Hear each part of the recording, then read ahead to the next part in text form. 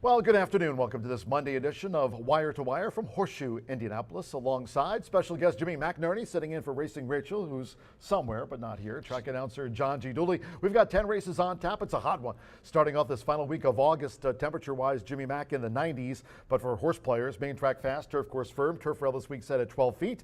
And we are looking forward to an 8-race thoroughbred card, and we'll close out with a couple of dashes. Trials for the leader of the class, Futurity, for the quarter horse. Yeah, races 9 and 10 to close out the show. Good quality, short fields, but pretty good horses in there, John.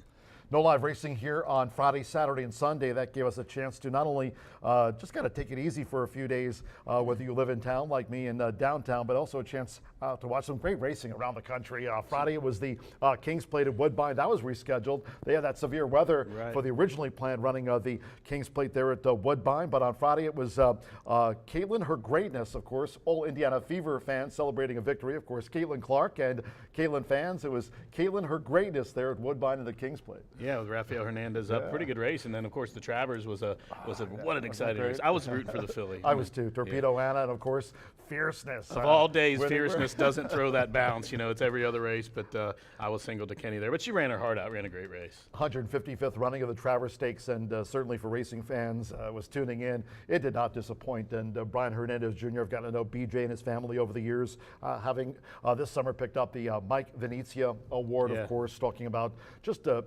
terrific personality on and off the track, and BJ a real family guy, and of course having won this year's Kentucky Derby with Mystic Dan, Kentucky Oaks, Torpedo Anna, just missing by just about that much to Fierceness and a terrific run, Travers Stakes. Yeah, hard-working guy, and one of those guys that you know him as well as I do. That for you that don't know, he's the same guy every day, tried and true. He's out working hard and really respectful guy, and his dedication to his craft into the game. There's not many riders smarter than BJ. Just a great weekend for horse racing, and we look forward to this week as we wrap up the month of August. We'll have a quarter horse card here on Saturday. That'll kick off at 10:45 a.m. We'll be talking more about that as we go through this week. But it's a hot one here for the official forecast under sunny skies. And again, we're fast and firm. Let's check in with Kyle at WRTV6. Kyle.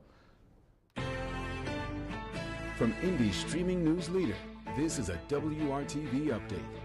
Kyle Mounts with a check of your forecast. A hot one across the area as we go through the afternoon and even into this evening. Temperatures will still be around 90 degrees at 6 p.m. with a lot of sunshine out there. Our heat index value will run fairly close to that afternoon temperature, mid-90s or so. But then Tuesday, Wednesday, the humidity comes up and so will that temperature. So that will provide us heat index values around 105. The extended forecast shows that we are going to continue with the 90-degree heat through Friday, cooling it down just a bit following some rain Friday afternoon. All right, cheers, Kyle at WRTV6. And again, as I mentioned, this week, Friday, as we get closer to the end of the month, Jimmy Mack, no live racing here. But on Saturday, it looks like back to the mid-80s for an all-quarter horse card that kicks off during the morning, but certainly social media-wise. Always best for racing fans to follow us at HS Indy Racing on X. And, of course, as we keep our eyes on the weather, given that heat index going forward this week. Yeah, it looked like it could get a little hairy there, and then there's maybe some rain in the middle of the week. But, yeah, you spoke on that quarter horse card. Early post there on Saturday. In fact, when I was in the racing office picking up the programs for today, they were drawing the races here about 45 minutes ago, so those entries should be online for that day shortly. When we last raced here on Thursday, apprentice Eric Asmussen, a couple of wins for his Hall of Fame father. They swept the early double here on Thursday. Sammy Bermudez with a couple of wins as well. One of those wins, by the way, for Sammy Bermudez was on board Fierce Assault for trainer Tim Eggleston. Tim is getting up there to the top of the trainer standings, 21 wins this season. He's firing at 21%, but at the top you got Gennaro Garcia and Randy Klopp. We have a chance to take a look right now at the Horse Racing Nation trainer standings as we kicked off the season with the, of course, total solar eclipse back during the early portion of April. Gennaro Garcia vying for another training title. Randy Klopp's already got 2, Jimmy Mack. But Randy's creeping closer. He's starting to heat up here as of late. This is what happens, isn't it? He had a few wins, and last year, they made it tight too, and I think, they were in for another battle. And like you said, Tim's creeping up. Tim's just not that quarter horse training guy anymore. I know, right? He has a lot of good thoroughbreds, and he does a tremendous job, and he's right there. And he wins. It seems like he wins the ones that counts, those Indiana bred races, and so that race is starting to heat up. And like you said, Eric, those couple of wins Eric had when he won that opening day, I started to think about how many has he won this year, for an apprentice, and I looked it up. He's won 94 races, 2.8 million. He's certainly got to be in the talk for at least an Eclipse nomination. Those 21 wins for Tim Eggleston, by the way, and Jimmy Mack just mentioned it in passing too. Those are his thoroughbred wins this meet. He's also won on the quarter horse side of things there again. Terrific meet for Natasha Perez, quarter horse wise. Of course, Tony Cunningham, Tim Eggleston, part of the leading quarter horse trainers this meet, that conversation. But Tim also 10 wins away from 100 career thoroughbred victories. So terrific meet, thoroughbred and quarter horse wise for Tim Eggleston. And as far as the jockeys go, man, Alberto Burgos, this is really a breakout meet for Alberto. He's won 51 races here this season. Fernando de la Cruz now on 47, and of course Marcelino Pedrosa Jr. still on the mend. He's still on the mend, but he's still right there in the hunt, and I think he's probably just always amazing. Couple of weeks from coming back, and he'll be a force to be reckoned with if he comes back. He'll get right back on the Gennaro train, and so we should have an exciting not only trainers race but jockeys race here as well. And you spoke to Steve. Tony Granite's had a couple of wins on our last racing card, and in fact Tony had 4 wins last week, so he's starting to heat up and get in the mix in there as well. So as we settle in on the back half of this meet, it's a lot of exciting things still to come. Evan Roman, also another one of those that has had a terrific month. First year here, doing very well. Yeah, he also not afraid to go out of town. He won whether it's Belterra, of course, in Cincinnati, or riding at Ellis Park as they get set to wrap up their summer meet. And in fact, Evan Roman, again, one of our leading jockeys, went up to Woodbine, talking about over the weekend, and rode in the Seaway Stakes up there. That was a grade 3. Evan certainly willing to take his tack and ride in some big ones. Right? Yeah, right. Yeah, and he's getting some support from OXO with Don Chatlos and Paul Lobo, and I'm sure they have that relationship out in California where he was an Eclipse winner. We spoke of the Eclipse earlier. He was an Eclipse Award-winning apprentice, and his first year here at the shoe, he's making a good name for himself. This week, again, racing scheduled Tuesday, Wednesday, Thursday with the 2:10 start just like today. And then, as I mentioned, no live racing on Friday. Saturday, Jimmy Mack mentioned it too, that old quarter horse card kicking off here at 10:45 a.m. Hopefully you can join us here not only for a great morning, afternoon of races, but then afterward, rescheduled. Talking about weather, they had to reschedule the King's Plate. We had to do the same with the Fishing Derby. Jimmy Mack, 4th Annual Fishing Derby, that'll be this coming Saturday. Top 3, total prize is $600. By all accounts, the infield lake is stocked, and we encourage everybody to come out here early, enjoy a day at the races, and then their chance to catch, land the big one. Yeah, get the prize trophy there. Make some money at the track, get out there and rip some lips. Just don't rip up tickets. Exactly. Come out and catch it. But yeah, that's back, and it's always a fan favorite here, and that'll be Saturday the 31st. Let's talk about the Grayson Grass Challenge. We've been blessed weather-wise with these sunny skies, and as far as the turf course goes, firm this week. The turf rail set at 12 feet and a fast main track for today's 10-race program that we mentioned, including a couple of those quarter horse trials for the leader of the class, Sale Futurity. But as far as Jimmy Mack, the Grayson Grass Challenge goes, we've got, of course, Racing Rachel not here at all today, and also Brian Aragoni representing the home team. Jenna Otten, she does a great job handicapping there at Scioto. But Ed DeRosa has been leading the pack there, our friend with Horse Racing Nation. They've supplied those stats talking about the Horse Racing Nation jockey and trainer standings here since we kicked off the meet on April 8th. But Ed's leading the pack, $775.20. Scott Ehlers with an even $440. And then there's Jenna, Brian, Rachel, and Ellis Starr, and again, all for Grayson Equine Research, so they're handicapping for a great cause. Yeah, wonderful cause, and what is this, like the 3rd year for them to do it? I think it's like the 3rd or 4th. Yeah, they've been doing it a while, and like I said, it's a wonderful charity event, and a lot of really good handicappers in that group that you just named, and we're glad to have them. We're glad to go towards that Grayson Research, the fun there in the challenge. Yeah, sometimes because of the weather and related delays when you can't do the Grayson Grass Challenge. But of course, we've been fortunate for the last couple of weeks. But finally, yeah, 4th Annual Fishing Derby, and as you see, 5th Annual Grayson Grass Challenge. So always hope to keep that up. And again, cheers to all the handicappers that are taking their time, taking out of their busy schedules, and making their own picks and trying to pad their own. Because those turf races are tough here. It's not like they're 5-6 horse field turf races. There's some real good quality turf racing here, and we do lose a little bit there in May. We start racing on the Turf Around Derby Day, but we get a lot of rain. So just settling in, and like you said, finally get to stay on and keep those races together, and they're always competitive. We want to mention everybody, by the way, as we get to this last week of August, talking about summer at the shoe. Don't forget tomorrow, Dooley's Legends, that contest for those of you joining us here at the races, all of you online players at Horseshoe IndyContest@gmail.com. You can certainly take part in that. Dooley's Legends, $100 top prize tomorrow. We've got Racing Rachel's Warriors. Wednesdays are for winning of that contest, available to on-track players here on Wednesday. But Summer at the Shoe, Jimmy Mack, that's been running. Coming up, $2,000 final here on Thursday. Top 5 receiving prizes, plus the top 2 that are, of course, they have to be NHC Tour members. They'll advance to the 2025 NHC there in Vegas. And yeah, those seats. I mean, if you're a horse player, if you're a handicapper, you want to punch your ticket to Vegas. Yeah, you want to get in. You know, that's a good thing here about the shoe. There's so many contests and so many, of course, affiliation with Caesars, but so many chances to get into that NHC that those are very coveted seats, and we offer a lot of those here. And the day in and day out contests are really good. And one of my favorite things as a horse player is that obviously a lot of these things you have to be on track, but you can also play them at home as well, and that's really cool to keep everybody engaged. Horseshoe Indy Contest at gmail.com. That'll be the case for tomorrow's Dooley's Legends contest, in addition to all that we do here for the horse players with those chance to punch your ticket to Vegas, and also those contests that I mentioned, like coming up tomorrow, and Racing Rachel's Warriors, of course. As far as charities go, we've already had Pups and Ponies. We've got a big Indiana Champions Day coming at the tail end of October. So even though we're kind of wrapping up the last week of August, Labor Day is in the front window, but at the same time, there's still a lot of great racing to come here all the way through mid-November. Yeah, absolutely. I agree. By the way, we always like to say here on the pre-race show, thanks to our sponsors in 2024, we've got a lot of those, including Brown Forman, Tequila Edodora Corbel, Bree Development, also Murphy Trailer Sales. They're the Winner's Circle sponsor this year. You can reach out to them, 765-361-8803. Terrific customer service and loyalty since 1984. Murphy Trailer Sales, cheers to them. Tote Board and Starting Gate sponsor, Racing Rachel. She gets everybody on the hook. Forget about that on the 4th Annual Fishing Derby. She's always interested in having you as a sponsor here.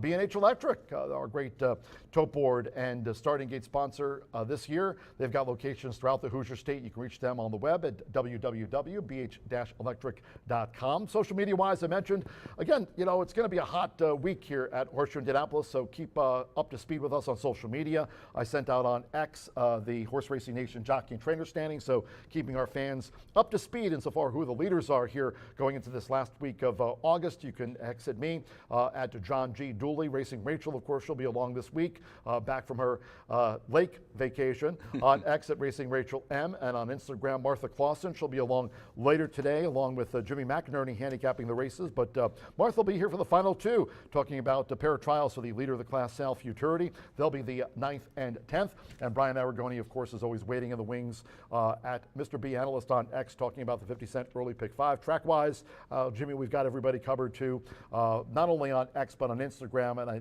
and our YouTube channel. As Rachel always tells me, smash the like button. Do you smash the like button? Absolutely. I have kids, so I learned that. I learned that term just as good as she does. So yeah, follow us along at all those. We got you covered on social media, any angle you want. Like I said, individually and the company here as well. A lot of great racing the week, of course. Like you mentioned, that quarter horse day on Saturday. Couple of grade 3s that day as well. Really looking forward to that. And by the way, Thursday, when we last raced here, the late pick 5 on Thursday paid $37,281. Very popular with horse players. We've got a couple of pick 5s on today's card, and obviously Sunny, Fast, Firm. Yes. We talked about the Grace and Grass Challenge this week, but also that $1 horseshoe hat trick all turf pick 3 that is certainly in play today with 3 of them, Carter. Absolutely stayed on. There's some great races. In fact, on my key plays on the tip sheet I put out, that was one of the things I included in. And one of the legs I think maybe you can go short, but I think you need some coverage in others. So it's certainly going to be worth playing today. And I like that dollar base bet of that bet as well. Great to have Jimmy McInerney with us. He'll be covering the races all day as Rachel enjoys her time there on the yacht. Stay tuned. Quick commercial break, and Brian Aragoni will be along here on Wire to Wire talking about the 50-cent early pick 5. Back with B right after this.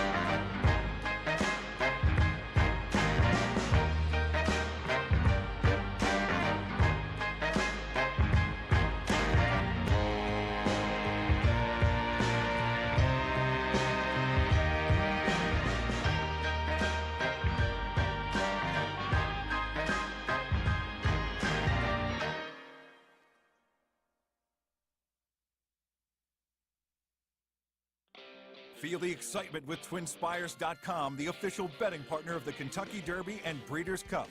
With TwinSpires.com, place legal wagers and watch live horse racing wherever you are on any device. Sign up, play, and win today. New players use promo code FREE100 on sign up to start your $100 bonus. With TwinSpires.com, you can bet on horse racing.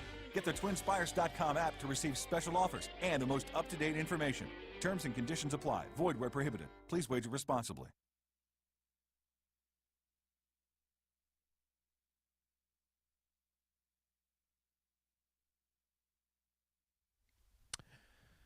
Here we are for the second half of Wire to Wire. I'm sad that I didn't get my phone call to wear my cream suit. A couple of studs looking awfully dapper in their matching outfits on Wire to Wire. Welcome Jimmy Mack back to the studios with Miss Race and Rachel out for the day. You'll have to deal with us three throughout the remainder of this card, and it is a card that looks juicy, in my opinion. There's some trials on the back end, but there's 10 opportunities to kick off your week with the best way to kick it off, and that is the winning variety. No scratches, no changes. A common theme throughout the day as we are on a fast main track and a firm turf course with that rail setting at 12 feet. Race number one, I'm not going to waste much time getting right into this card or into this pick five. We'll know right away whether we are going to be looking to play the pick four or if the pick five is alive and well with Midnight State of Mind. Sammy Bermudez and Aaron West, the 3-year-old by Mishawish, is 0 for 6 with 1 second and 1 third.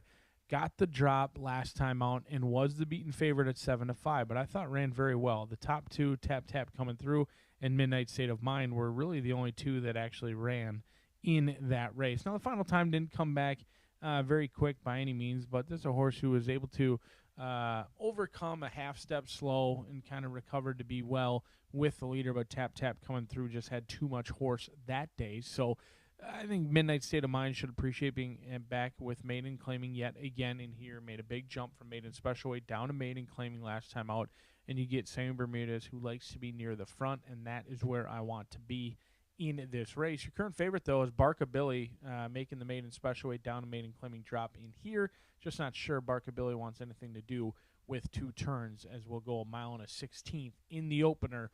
The single in the first leg right off the bat 18 minutes from now. Race number 2, allowance non-winners of 2. I know the computers happen to fancy a horse that I'm just untrustworthy of.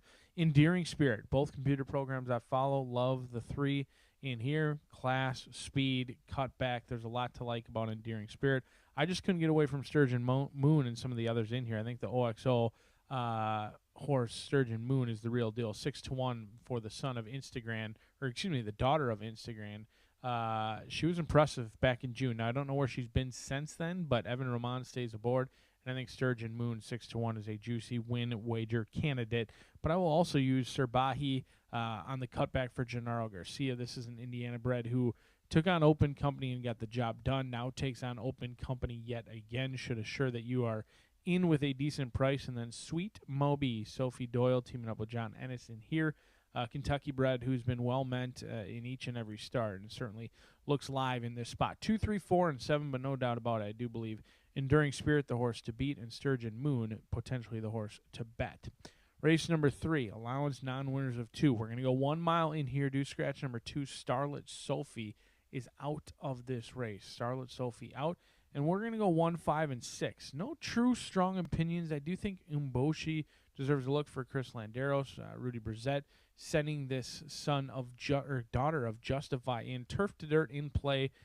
Many people, thinking this may be a turf horse, but most of the success, or at least in my opinion, did come on the main track, including that maiden breaking score at Churchill Downs. So I'll certainly be using the 6 at 8-1, and then Musical Note 8-5. Brad Cox, German Terraza. The jockey trainer combination hasn't teamed up all that often, so interesting to see that they land in here with a heavily backed favorite. 1, 5, and 6 in the third. As we move along to the fourth, kicks off today's Late Fire 5. Now that Late Fire 5, I certainly think there's plenty of opportunity. If I had to choose between the early or the Late Fire 5, I certainly think the Late Fire 5 maybe presents a little bit more of a chance to bring home thousands of dollars. You did here last week, over $35,000 in that Late Fire 5. Congratulations to you if you hit it. Scratch numbers 3 and 4 in the fourth, and I will go 2, 5, and 6. Friar Lawrence at 6-1. certainly looks reasonable in here. Barbosa looking for the first win at Horseshoe Indianapolis this year. Gennaro Garcia and Adios Gary and Derby Date 5-1 and 6-1 as those two project to be the one to catch to cash. Race number 5, claiming 20,000 on the turf in this spot. 1 mile going to be the distance, and 2, 3, 7, 8, and 9. It is certainly a spread race for me in the 5th. Looks to be a wide open turf event. A great day of racing ahead as we are 16 minutes away from the opener.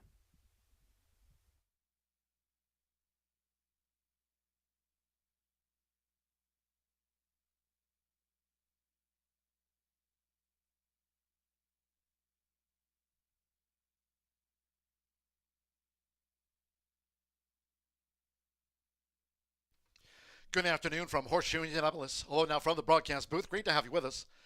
Track announcer John G. Dooley under sunny skies. Start of a hot week, temperature-wise in the 90s. Main track fast, turf course firm. Turf rail set at 12 feet to start the race week. Fast and firm. If you have your programs close by, let's take a look at the changes and corrections on today's 10-race program. Opening maiden starts the 50-cent early pick 5 at the top of the card. There are no scratches and no jockey changes. Number 8, Barkabilly, and 2 pounds to the listed program weight. Makes it there now 119. 8, Barkabilly, plus 2 pounds in the maiden. The second race sprint starts the 50-cent early pick 4.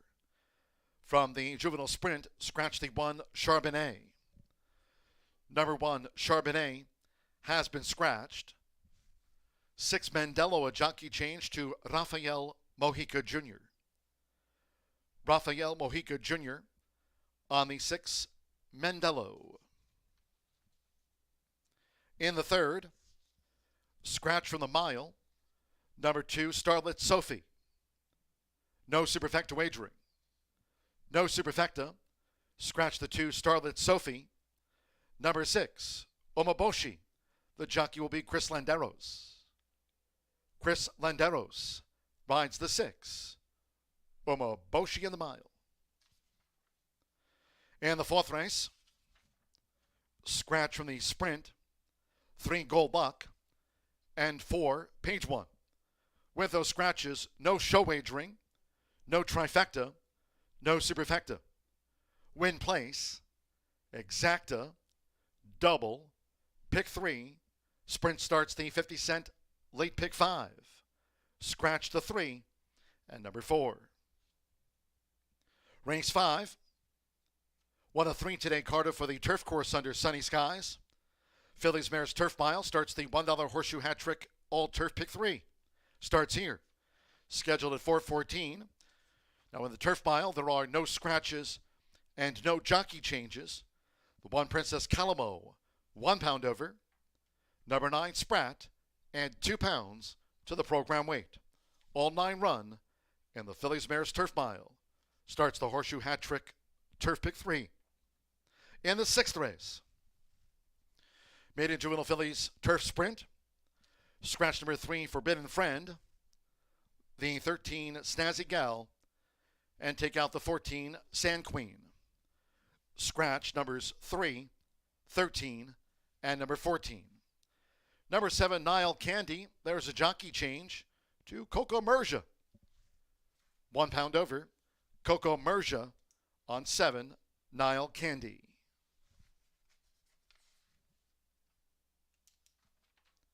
In the 7th race sprint, scratch the 2, Amateur Day, and the 4, Foxy Boxy. Scratch the 2 and number 4 from the race card. No jockey changes, plus a couple of overweights. 5, Magic in Motion, a pound over. 6, Whiskey Justice, 2 pounds over. Race 8 of our 10. This Phillies Mares Turf. Scratch the 1, Just Press Star. 5, Sri Lanka. Take out the 6, Bag Lady. Scratch the 10, Sweet Enchantment. And 11, Revs Run. Scratch from the Phillies Mares Turf. The 1, 5, 6, 10, and number 11 all have been withdrawn. The 9th and 10th To close out the card with a couple of trials for the leader of the class, Sal Futurity. Over the 350 yards, fast track, overweights. The 1 drinking out a cartel bar, 7 over. Scratch the 2. 3 La Spirit Moves Me, 7 over. 5 It's a Big Secret, 7 over. And the 6 Beach First, 7 over. Scratch the 2. And in that one, no show, no superfecta. In the first trial for the leader of the class, Sal Futurity. 10th race, due at 6:43. Closing the card with the second and final leader of the class, Sal Futurity trial. Here, no scratches. Number 5, MG Fresca, jockey change to Eduardo Luna Diaz. Eduardo Luna Diaz on 5 MG Fresca. Reported overweights. 1, Booms Zoomin' Bayou, 7 over. 2, Our Boy Jess, 7 over. Number 4, Apolitical Mission, 7 extra pounds. 6, He Secret Rocks, 2 over. No scratches there to close out the card. Under sunny skies, 90s. Main track fast. Again today, the $1 Horseshoe Hat-Trick Gold Turf Pick 3, course rated firm. And to start off this race week, the turf rail set at 12 feet. We'll have the maiden opener due off in 9 minutes' time. Make it a great day with us here at Horseshoe Indianapolis.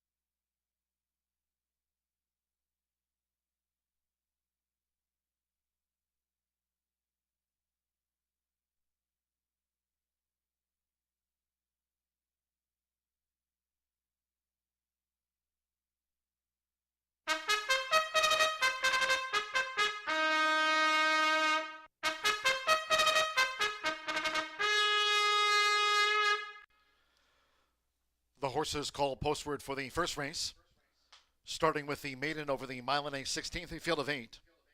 At the top of the card, no scratches, no jockey changes. 8 Barkabilly add 2 pounds to the listed program weight. The 8 is 2 over. Race 1 of our card at 10 under sunny skies, exacta, trifecta, superfecta. Double pick 3, maiden starts the 50-cent early pick 5, fast and firm. Nearing post time.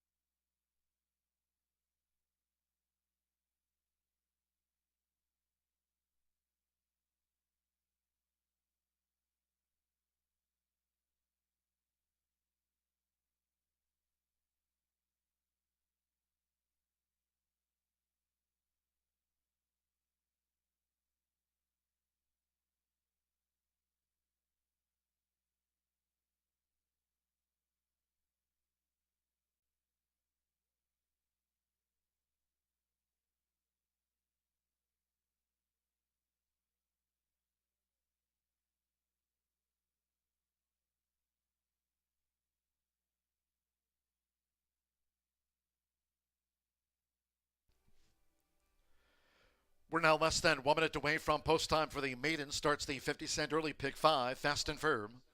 Less than 1 minute.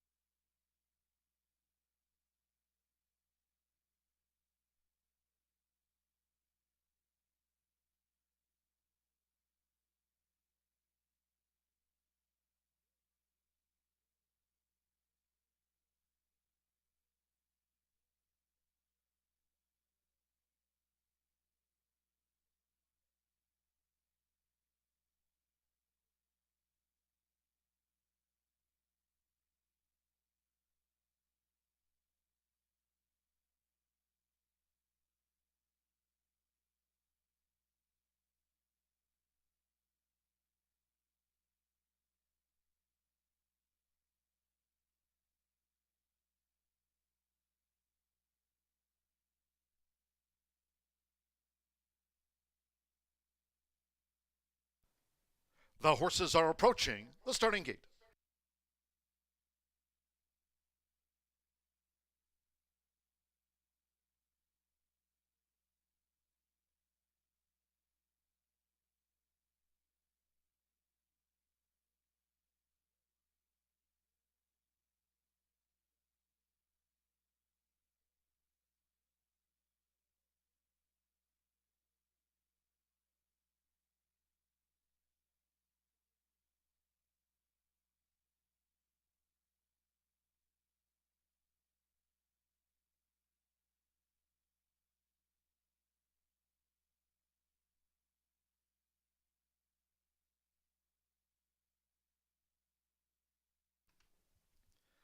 The horses have reached the starting gate. It is now post time. They're going in. Oscar Villarreal with Bachman. Day Drunk leading jockey Alberto Burgos with 51 wins here this season. Rafael Mojica Jr. with No Manches. Samuel Jimenez with Midnight State of Mind. Loading for the maiden. Hannah Leahy with Hitchpin. Now Albany Menez with My Miley's Vow. Couple them back. Joseph Romero with Benny's Day. Over the mile and a 16th.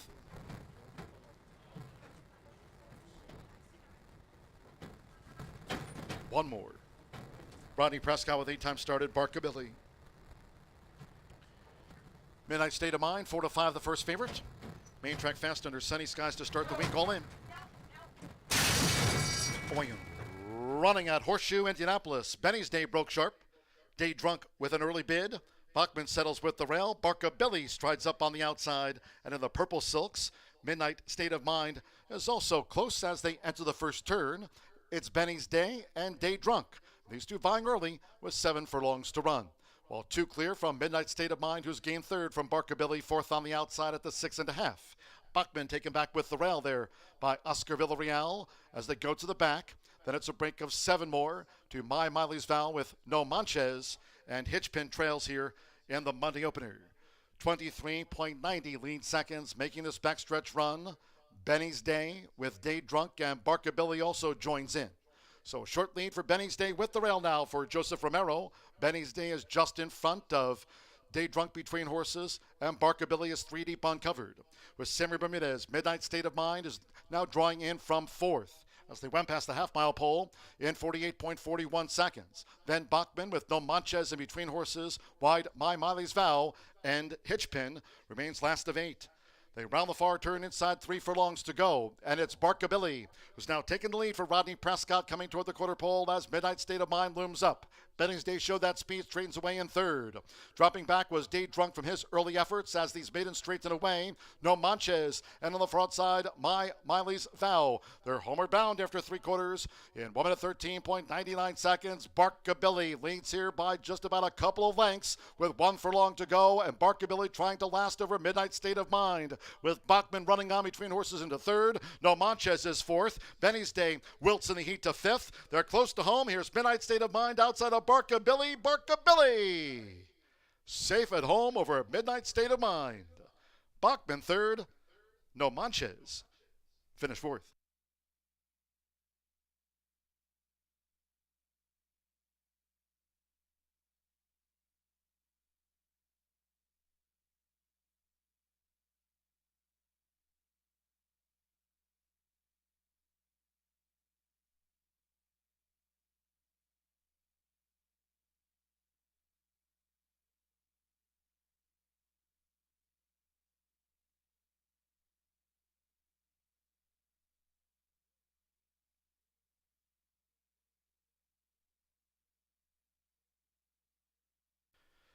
.148.50 after the maiden. The judges have called for a win photograph. Please hold all bets until official. It was 5-1 on 8 Barkabilly. We'll get there ahead of the 6 Midnight State of Mind at 3-5 the runner-up. 1 Bachman at 7-1 third, and there's the 2 at 10-1. No Manches gets into the frame. 8-6-1-2 after the maiden. Rodney Prescott gets the son of Saba home for Robert Pompel. Smoky Creek Farm, it's Barkabilly at 5-1, starts the early pick 5, and Barkabilly's out to the maiden ranks.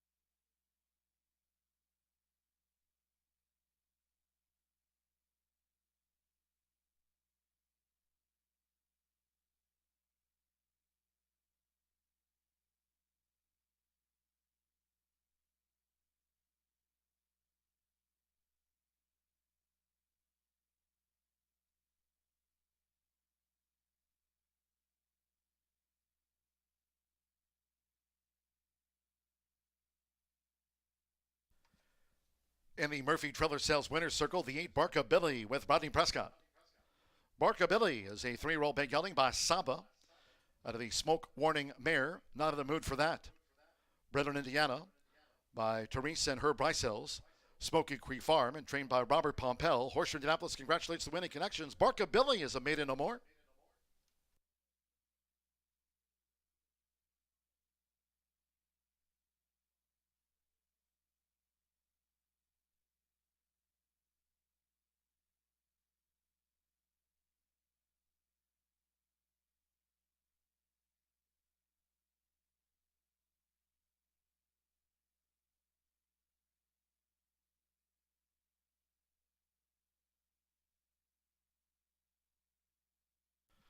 The result of the first race now official. 8-6 exacta paid $32.20. 50-cent trifecta, 8-6-1, $32.30.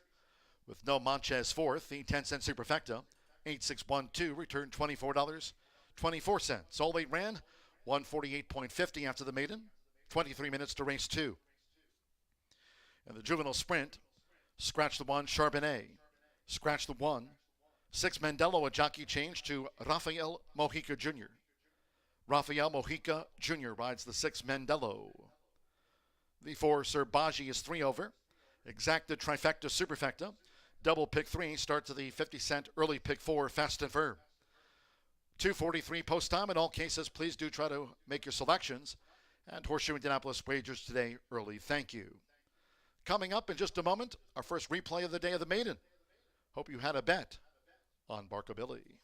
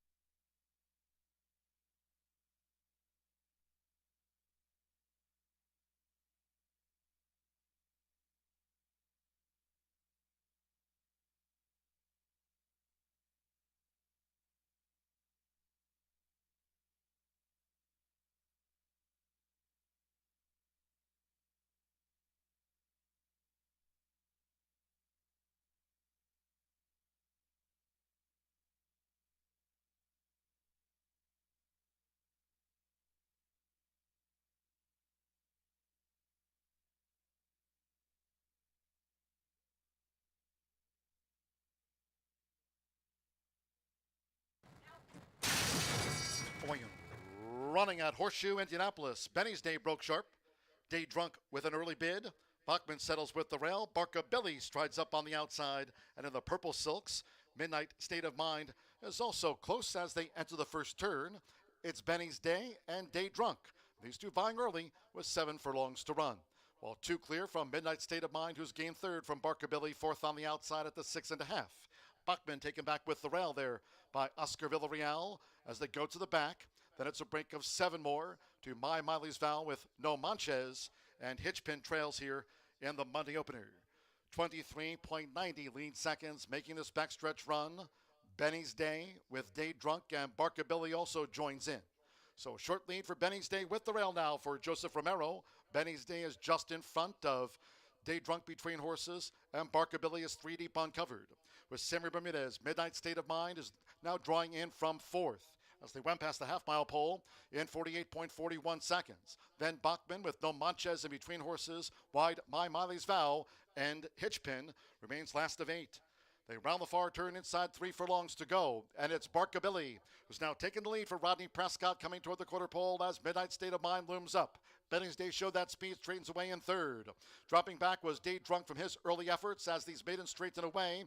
No Manches. And on the front side, Miley's Vow. They're homeward bound after 3/4 in 1 minute 13.99 seconds. Barkabilly leads here by just about a couple of lengths with 1 furlong to go. And Barkabilly trying to last over Midnight State of Mind with Bachman running on between horses into third. No Manches is fourth. Benny's Day wilts in the heat to fifth. They're close to home. Here's Midnight State of Mind outside of Barkabilly. Barkabilly safe at home over Midnight State of Mind. Bachman third. No Manches.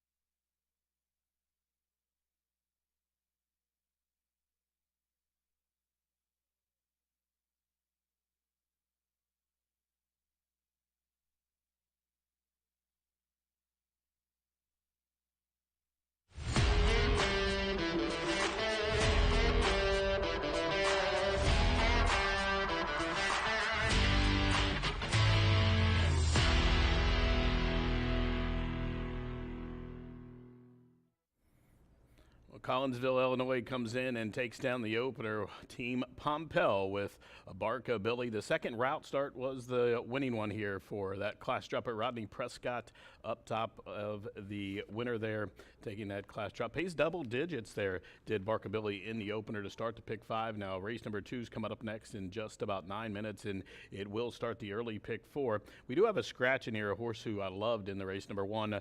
Charbonnet is out, one of 2 that was originally entered for John Ennis, and he has the outside horse right now that's even money left in here. Field of 6 2-year-old winners. This is a first level allowance race to go 6 furlongs to start that pick 4. Again, scratch the 1. Field of 6 left.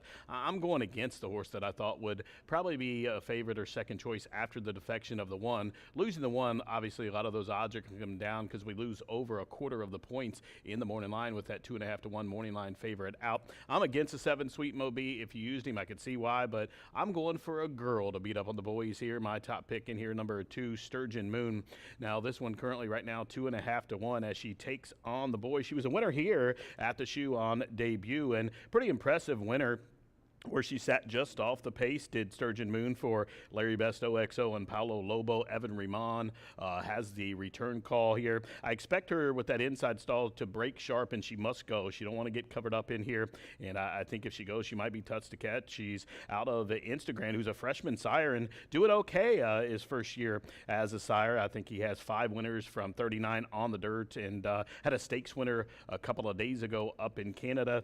Did Instagram, and he was a good one of his own when he was young. So he started out, he won by double digits, came back in the best pal with DVD for Hollendorfer then before being transferred to Don Chatlos's barn, and Don, of course, oversees the OXO horses here. I'm sure he, Paulo, and Larry are looking forward to Sturgeon Moon's here. Chance in here. I don't mind that it's a filly taken on against the boys. I like it a little earlier in the spring when they're a lot more advanced and more mature and more grown up, but as the boys start to catch them here later in the year, you'll see Wesley Ward at Keeneland just run against the fillies against the boys all the time. So Sturgeon Moon, I have no problem that she's taking on the opposite sex here. I think she's going to be forced to be reckoned with from that inside draw. Now, for a second, I'm going to go with number 5, currently 9 to 1. Went price shopping here. Now, this is a local horse, Permit to Carry, who debuted, was third in behind Moneyline, who Moneyline came back, tried the Bashford Manor in the next start, was disappointing 10th with DeTore that day, and then got beat about 10 lengths in a first level allowance race where the horse La Marinera, who was second that day, came back and won, tried that first level allowance race at Ellis as well. Now, La Marinera, who was second on debut to Permit to Carry, broke her maiden in her subsequent start, at Churchill before trying that first level allowance. And Permit to Carry ran okay on debut, made all the pace. That was a race taken off the turf. Came back in the subsequent start, was second in behind Special Creed, a highly touted Indiana bred from the Elliott barn, and then most recently broke the maiden on June 24th here, and did so just off the pace. What I did like, I don't really put much credence in that short comment awkward start. It wasn't really an awkward start for me, nor did I see the horse rallying in the 2-path. What I did see the horse do is come through along the inside of a heavy favorite in a narrow opening. The entire stretch journey, this horse was stuck to the inside with hardly any room and battled on willingly. The only thing I'm not really sure about, the horse gets an equipment change. Now, for years, you would never see a horse off of a win be allowed to change the equipment, but there's something that the barn thought that they explained to the racing officials and got them to allow the horse to make an equipment change off a win, and Permit to Carry is one I like in here, and one I like at 8 to 1. I think it's a hefty price on that Son of Golden Sense. Now, for third, I'm going to go number 3, currently second choice, Enduring Spirit. This one you see in the paddock there with the blinkers is coming from the barn of Rafael Ramos, Orlando Mojica up top. This one debuted at Keeneland as a baby, caught the slot first out. I draw a line through that race, came back and ran impressively. Gate to wire at Churchill Downs. Thought enough of that effort to try the Bashford Manor. Disappointing effort there in the subsequent start in the juvenile at Ellis out of that 7 furlong shoot. Now, this one does have a little bit of speed as well. I think there is a lot of gas in here, and Orlando Mojica, really good gate rider, has the call here on this number 3, Enduring Spirit at 2.5 to 1. I'm going to go 2-5-3 here in race number 2, which is the opening leg of the 50-cent early pick 4. Now, the ticket you see on the screen there is my ticket. I'm going to single the OXO Paulo Lobo charge here. Number 2, Sturgeon Moon, going to try to beat the boys here as we start off a pick 4, which is a $10 punch. Race number 3 will spread out there. We're going to go all. All but the 3 in there. The 1, 4, 5, 6. I think that's anybody's race. The 2 outs, the 1 and the 5 rather, is going to take all the money. If you can beat them, you can get it to pay, because I'm going to shorten up through the ticket, and there's going to be some short prices in the third leg, race number 4. Adios Gary. I'm going to throw off that race at Ellis Park in that 2X. They went very fast that day, 101. In fact, 21, 43, 101, 5.5 on a hard turf down there. I think this horse coming back to the shoe, getting back to the dirt, is going to be tough to deal with. Then we'll close out that $10 punch with 2, 4, 5, 7, 8 in race number 5, which kicks off that Hoosier Hat Trick Turf Pick 3. Now, paddock judge Brandy Bell has given riders up orders. Here they come to the track for race number 2 at the shoe. It starts at pick 4. That pick 4 ticket you can find online as well. $10 play. Here they come. Race number 2. Good luck. 3 minutes.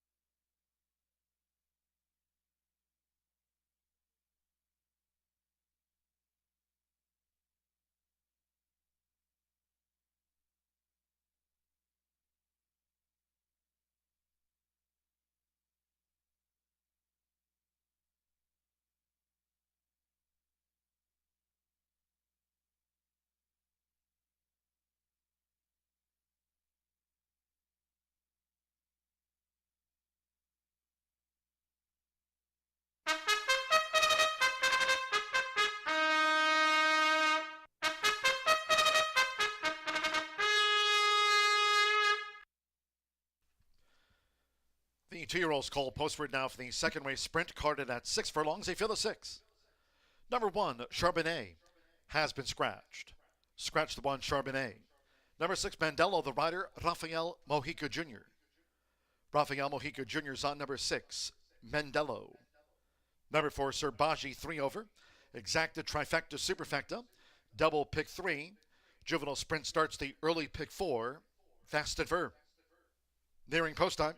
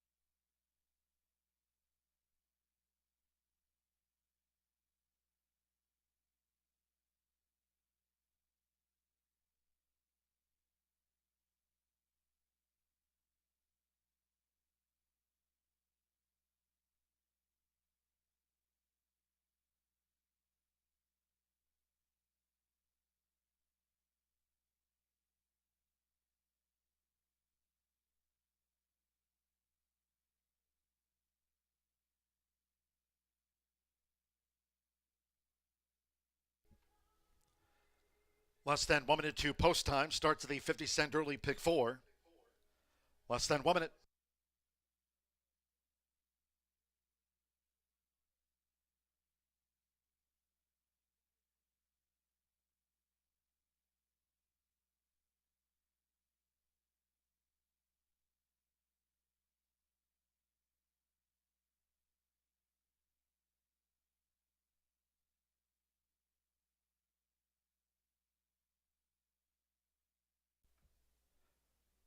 The horses are approaching the starting gate.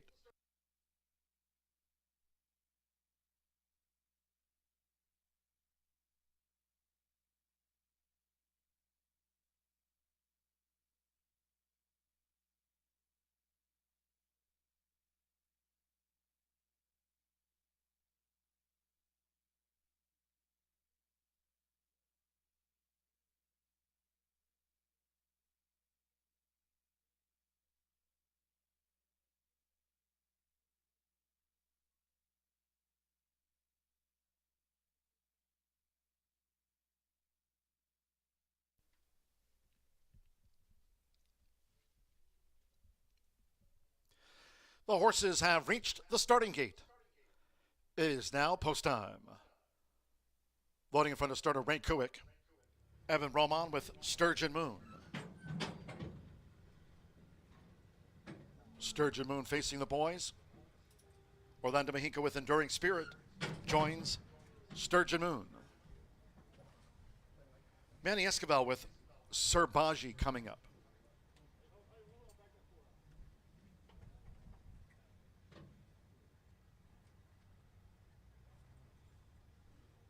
Enduring Spirit, Sturgeon Moon, Sweet Mo Bean.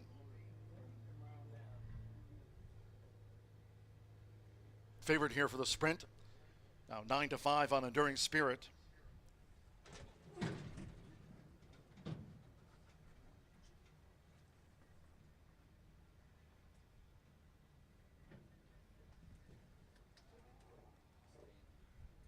Sir Baji a bit reluctant and back in the gate.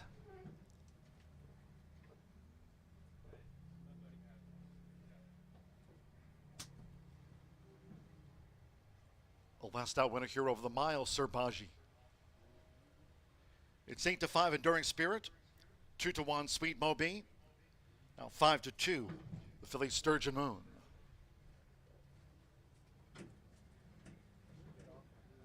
Sir Baji delaying it.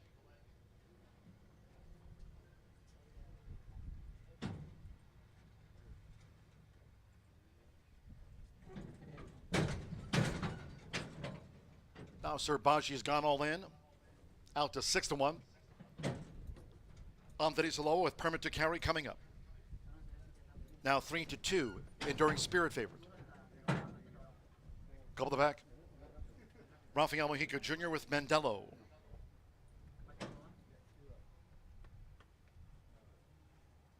Last out maiden winner here. Mandelo. At 6 furlongs, so stand by.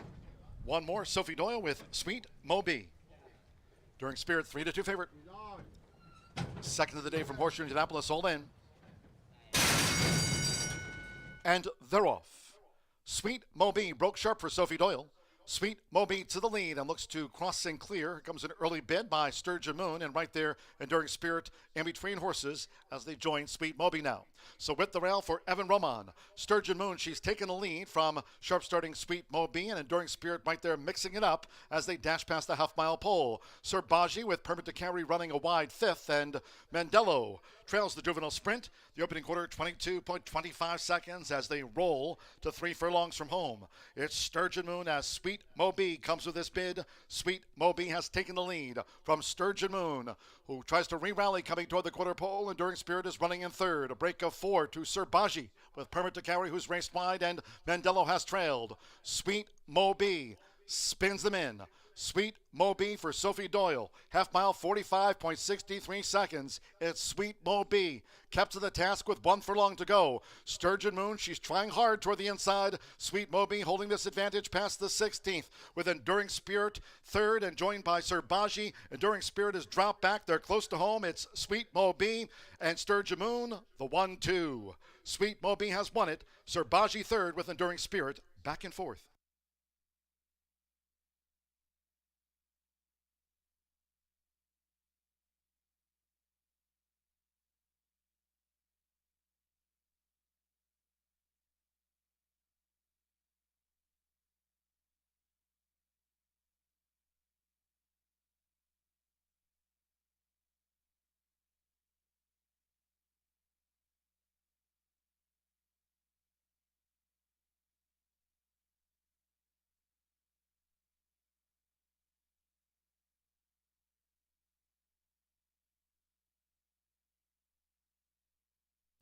(112.32) after the juvenile sprint.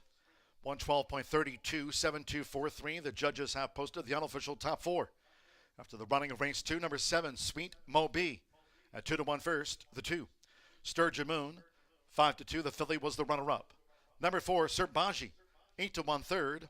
And it's 7-5, 3 Enduring Spirit, the favorite fourth after the juvenile sprint. Sophie Doyle for John Enos, Sweet Mo B at 2-1.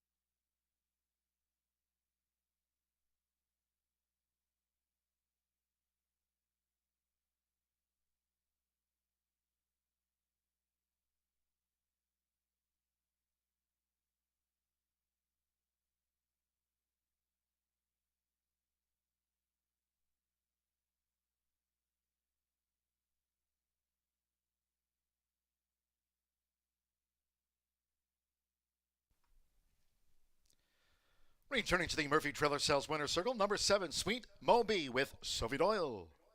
Sweet Mo B is a 2-year-old bay colt by Complexity. Out of the 5-star daymare Winslet, bred in Kentucky by Vosfeld Bloodstock LLC. Racing for Alan Greathouse, Mark Arnold, Jay Fisher, and John Ennis. Horseshoe Indianapolis congratulates the winning connections of Sweet Mo B. Takes out the juvenile sprint at 2-1. It's official. 7-2 exact, paid $24.20. 50-cent trifecta, 7-2-4, $16.40. 8 and 7, the opening double, combining Barkabilly with Sweet Mo B. $30.40 with Enduring Spirit fourth, the 10-cent superfecta. 7-2-4-3, paid $7.96. And the juvenile sprint, the 1 was a non-runner, favorite fourth, 6 ran, 112.32. Race 3 is next on the docket. In the mile, scratch the 2 Starlet Sophie. No superfecta wagering. No superfecta, scratch the 2 Starlet Sophie. Number 6, Umaboshi. The jockey will be Chris Landeros. Chris Landeros on the 6, Umaboshi. Exacta trifecta. Double pick 3. Post time in 21 minutes at 1/4 the hour.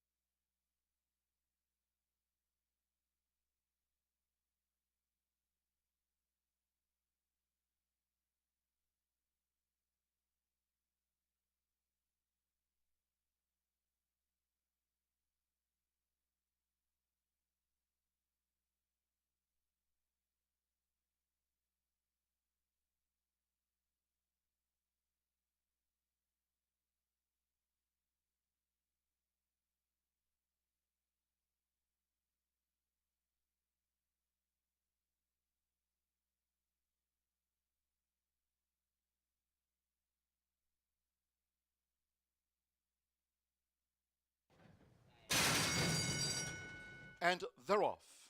Sweet Mo B broke sharp for Sophie Doyle. Sweet Moby to the lead and looks to cross and clear. Here comes an early bid by Sturgeon Moon, and right there, Enduring Spirit in between horses as they join Sweet Moby now. So with the rail for Evan Roman. Sturgeon Moon, she's taken the lead from sharp starting Sweet Moby, and Enduring Spirit right there mixing it up as they dash past the half-mile pole. Sir Baji with Permit to Carry running a wide fifth, and Mandello trails the juvenile sprint. The opening quarter, 22.25 seconds as they roll to 3 furlongs from home. It's Sturgeon Moon as Sweet Moby comes with this bid. Sweet Moby has taken the lead from Sturgeon Moon, who tries to re-rally coming toward the quarter pole. Enduring Spirit is running in third. A break of 4 to Sir Baji with Permit to Carry, who's raced wide, and Mandello has trailed. Sweet Moby spins them in. Sweet Moby for Sophie Doyle. Half mile, 45.63 seconds. It's Sweet Moby. Kept to the task with 1 furlong to go. Sturgeon Moon, she's trying hard toward the inside. Sweet Moby holding this advantage past the 16th with Enduring Spirit third and joined by Sir Baji. Enduring Spirit has dropped back. They're close to home. It's Sweet Moby and Sturgeon Moon, the 1-2. Sweet Moby has won it. Sir Baji third with Enduring Spirit back and forth.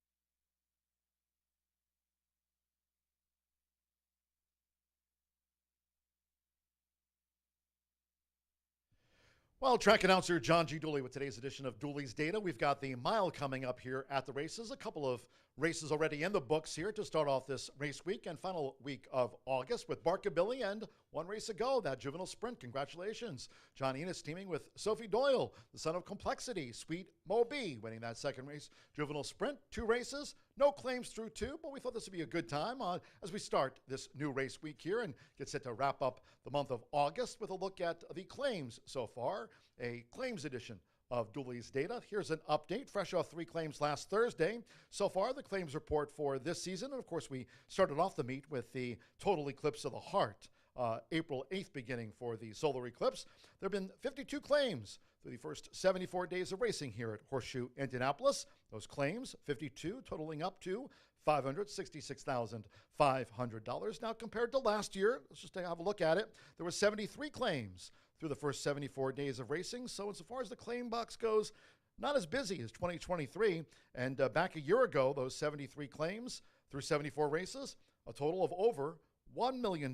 So we're behind pace compared to last year insofar as the claims go here this season. Now talking about Metallic Man. He was claimed back in April when we kicked off the season. Again on April 8th.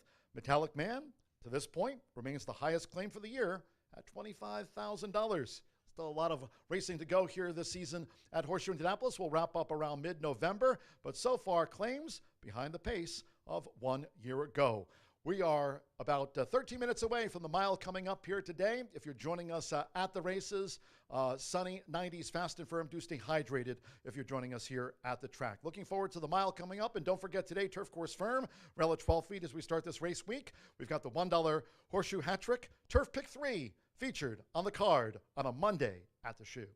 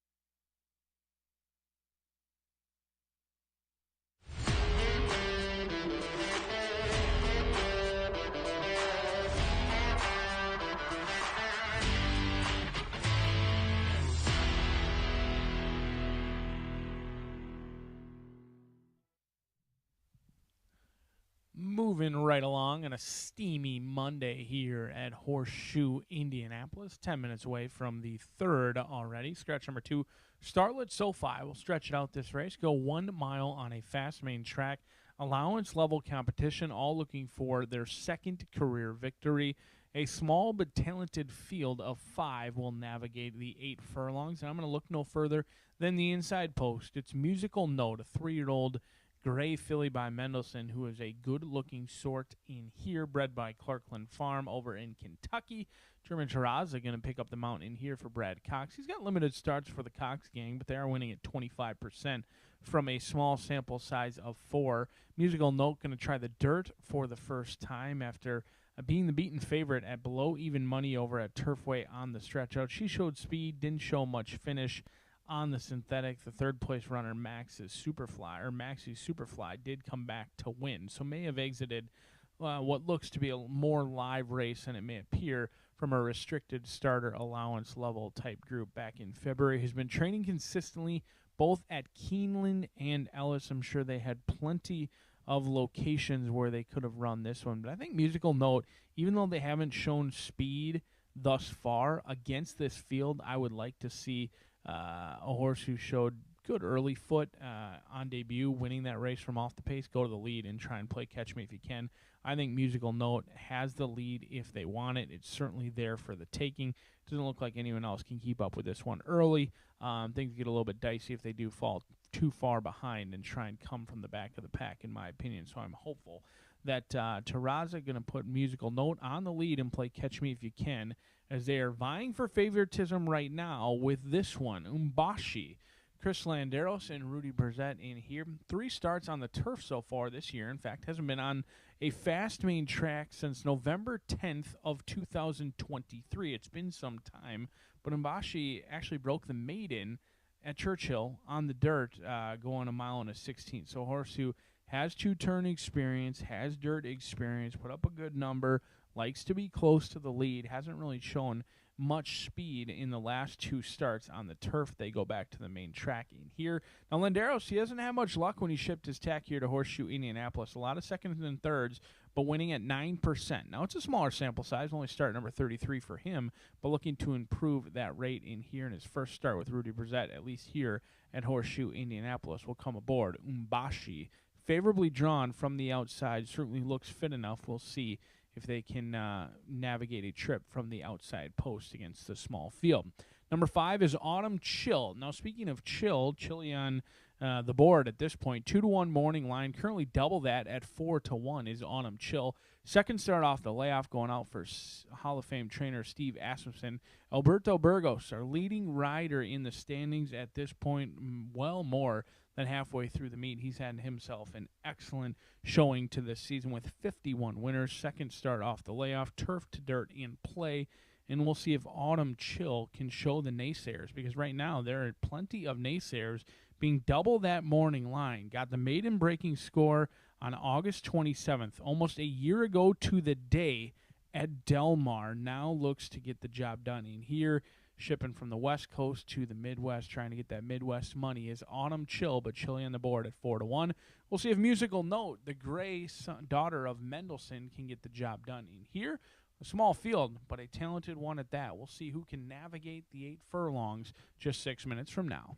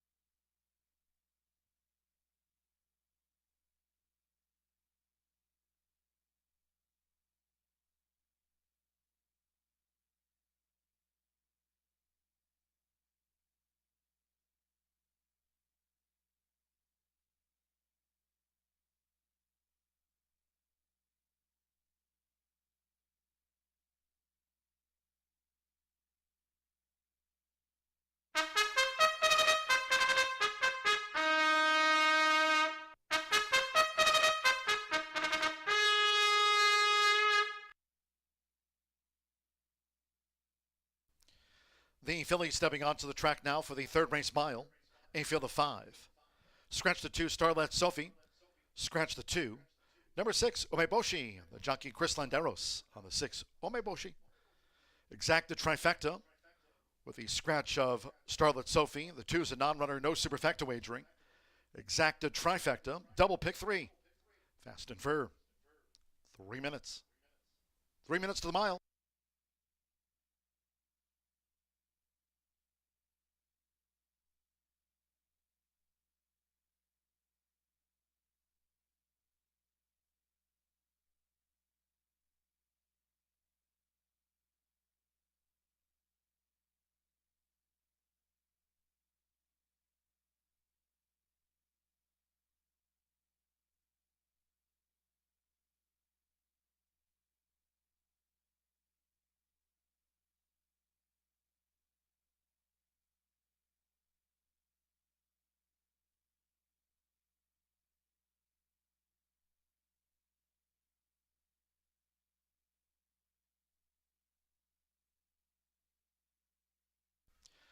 Ladies and gentlemen, for your information, later today in the 6th race, that maiden juvenile fillies turf sprint.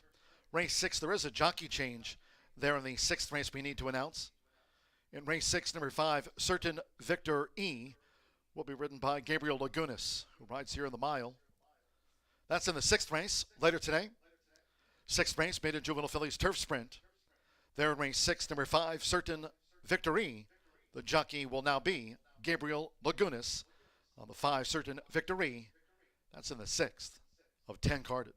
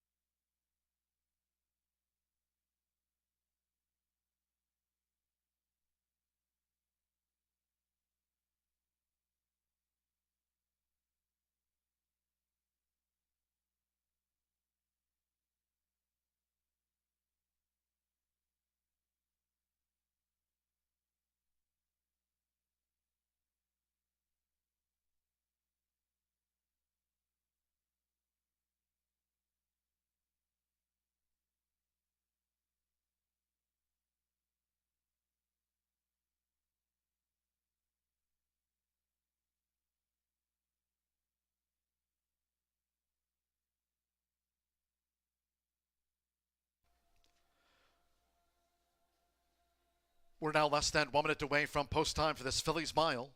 Less than 1 minute.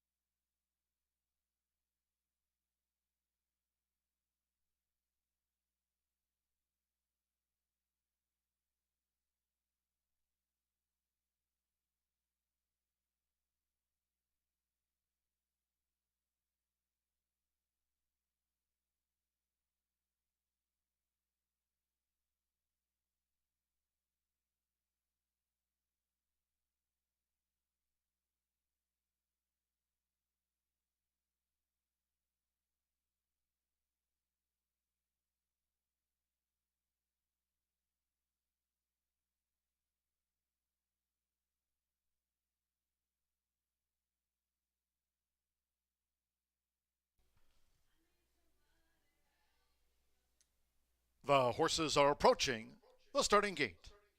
Going down to the mile start.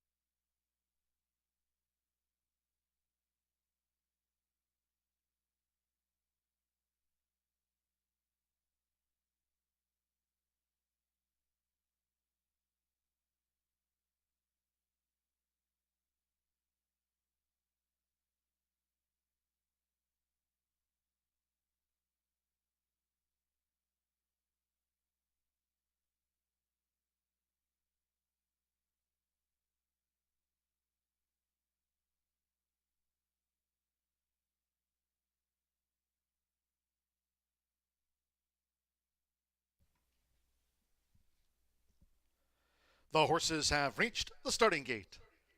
It is now post time. Fillies loading for the mile. German Terraza with a musical note. Even money on the daughter of Mendelssohn. Musical note. The first of 5 to join up. Gabriel Lagunas with Gold-Blooded going in. Gold-Blooded next to Musical Note. Now the 6-5 favorite. Here's Sensible Choice. Joseph Romero claims the 7-pound apprentice allowance.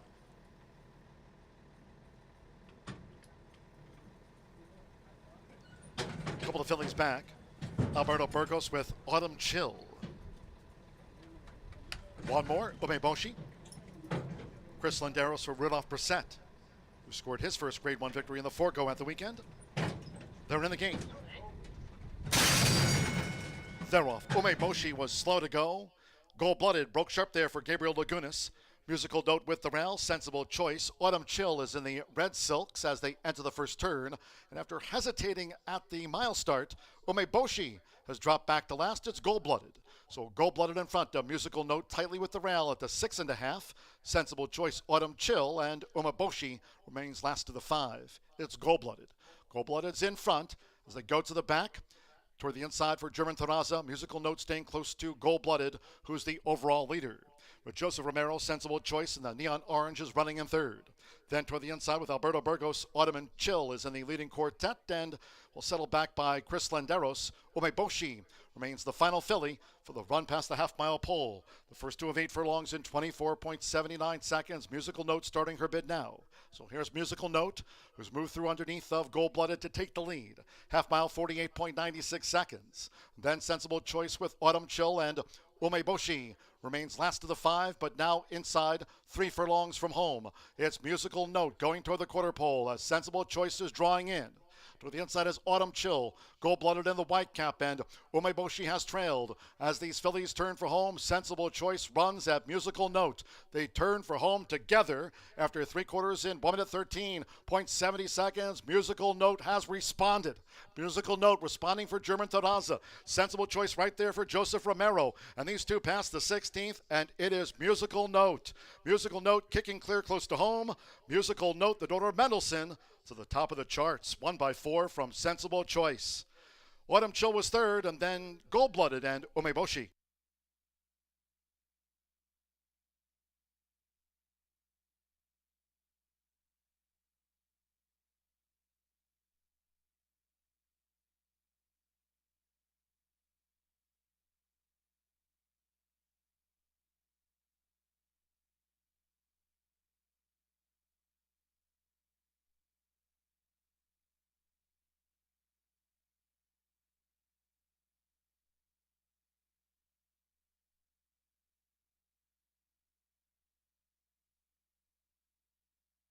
.138.90 after the Phillies mile.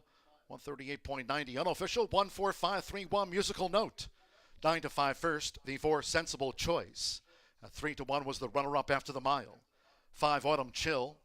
2-1 third, and 3 Gold-Blooded fourth. There was no superfecta. 1-4, 5 Autumn Chill, third for the trifecta. 6 Umaboshi was last of 5. 1-4-5-3-6, hold all until official. It's German Tanaza on the Mendelssohn filly for Brad Cox. Musical note was 9-5.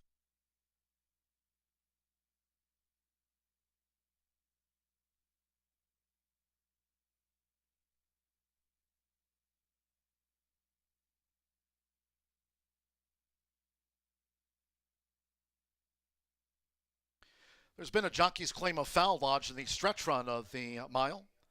Joseph Romero on 4 Sensible Choice. The apprentice on the 4 is claiming foul against German Terraza on the unofficial 9-5 winner, the 1 Musical Note, alleging interference in the stretch run. Again, this is a jockey's objection. It'll be under steward's review. Joseph Romero on the 4 Sensible Choice has claimed foul against German Terraza on the 1 Musical Note, alleging interference in the stretch run of the mile hold all.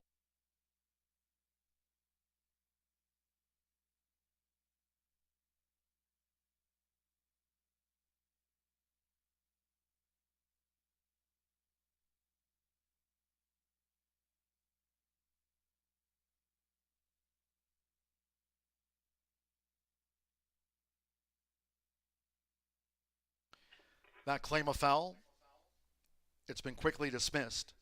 No changes will be made to the running order. 1-4-5-3. That result will stand pat after the mile. Returning to the Murphy Trailer Sales Winner's Circle, the 1 Musical Note with German Terraza. Musical Note is a 3-year-old Grey Roan filly by Mendelssohn. And a Blonde Bomber by Ford Larned, bred in Kentucky by Clarkland Farm LLC. Brad Cox trains for William Harrigan's, Mia Comet Farm, and Michael A. Pietrangelo. Horseshoe Indianapolis congratulates the Winning Connections Musical Note, the official winner of the Phillies Mile.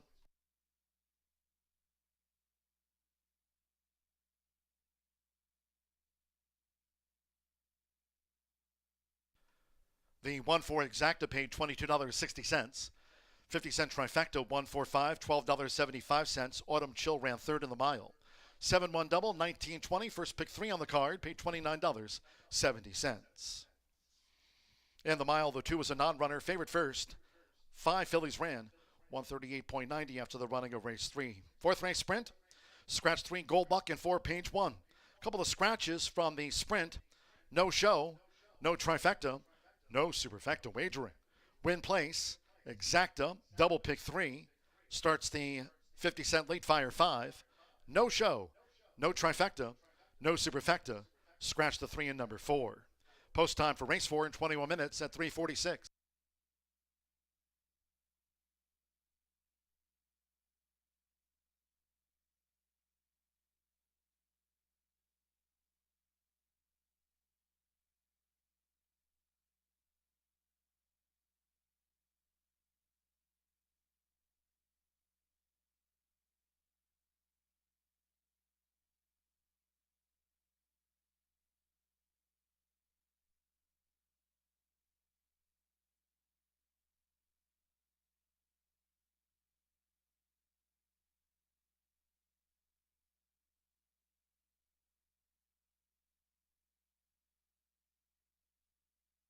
They're off. Umeboshi was slow to go. Gold-Blooded broke sharp there for Gabriel Lagunas. Musical Note with the rail. Sensible Choice. Autumn Chill is in the red silks as they enter the first turn. And after hesitating at the mile start, Umeboshi has dropped back to last. It's Gold-Blooded. So Gold-Blooded in front of Musical Note tightly with the rail at the 6.5. Sensible Choice, Autumn Chill, and Umeboshi remains last to the 5. It's Gold-Blooded. Gold-Blooded's in front as they go to the back. Toward the inside for German Terraza. Musical Note staying close to Gold-Blooded, who's the overall leader. With Joseph Romero, Sensible Choice, and the Neon Orange is running in third. Then toward the inside with Alberto Burgos, Autumn and Chill is in the leading quartet, and will settle back by Chris Landeros. Umeboshi remains the final filly for the run past the half-mile pole. The first 2 of 8 furlongs in 24.79 seconds. Musical Note starting her bid now. So here's Musical Note, who's moved through underneath of Gold-Blooded to take the lead. Half mile, 48.96 seconds. Then Sensible Choice with Autumn Chill and Umeboshi remains last of the 5, but now inside 3 furlongs from home. It's Musical Note going toward the quarter pole as Sensible Choice is drawing in. To the inside is Autumn Chill, Gold-Blooded in the white cap, and Umeboshi has trailed. As these fillies turn for home, Sensible Choice runs at Musical Note. They turn for home together after 3 quarters in 1 minute 13.70 seconds. Musical Note has responded. Musical Note responding for German Terraza. Sensible Choice right there for Joseph Romero. And these two pass the 16th, and it is Musical Note. Musical Note kicking clear close to home. Musical Note, the daughter of Mendelssohn, to the top of the charts, 1 by 4 from Sensible Choice. Autumn Chill was third, and then Gold-Blooded and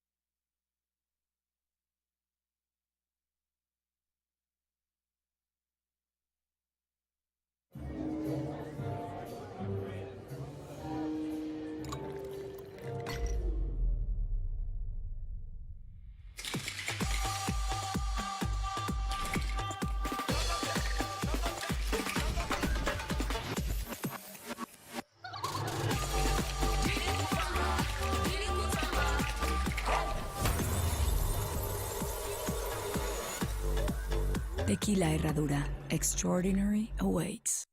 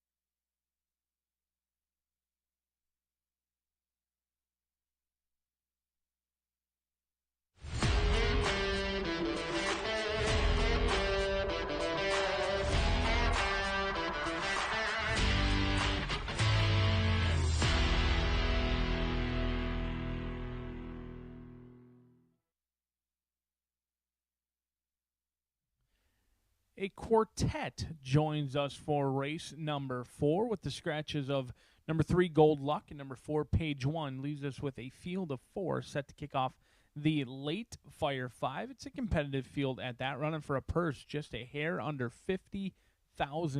A purse is certainly trending in the right direction here at Horseshoe Indianapolis. 6 furlongs going to be the distance on a fast main track. And I happen to fancy the speed of the speed in number 5, Adios Gary, who looks to say adios to the rest of this field. The 5-year-old gelding by Adios Charlie is awfully quick, and while he wasn't necessarily a win machine before this year, in fact, he was 1 for 17, he has found a new home here at Horseshoe Indianapolis. He's got 2 wins from 3 starts here locally and 3 for 6 on the year. He's made $71,000 compared to just $9,000 last year when he was 0 for 5 on the synthetic and the turf. He's really relished being on the main track so far this year. Jimenez coming in to ride for Joe Davis, a jockey-trainer combination that's winning at 15%. And Adios Gary's awfully quick, and those scratches certainly didn't help. There is some other speed in here, but I think Adios Gary is the quickest of them all. He has shown the ability to rate, but there shall be no need, in my opinion, this race for Adios Gary to take back. Let's take a look at this late Fire 5 on your screen now. We'll use 3 selections in here. If you're looking to cut the ticket down, you could easily single Adios Gary if you choose. I'm just trying to upset the apple cart in here. I think Adios Gary is strictly the horse to beat. But at 1 to 2, maybe taking a look at some of the others in this spot. Race number 5, a challenging race at that. We'll be on the turf course for race number 5. A mile looks to be wide open. This is the race you want to spread out. Frosted Victory getting a ton of class relief, but that horse has not shown anything since winning on debut in December of last year went over to Gulfstream, then switched hands to Brendan Walsh, and right now it looks like Ivan Dalos is waving the white flag in for 20,000 on the gray daughter of Frosted in this spot. So we will play against that one and try and get a long shot home as we step on the turf course for the first time of the day. Race number 6, I happen to fancy this horse a lot. Now, when the original changes came out, number 3 was not a scratch. So, in fact, this ticket is already going to be $37.50 because the 3 is scratched out of this race. Means we've got singles galore, back-to-back singles in this spot. We're going to single the 8-1 Gold Spin. Now, kind of got a unique way of going, kind of paddles with that left, but has been dominating workmates. And the mare Rumpelstiltskin,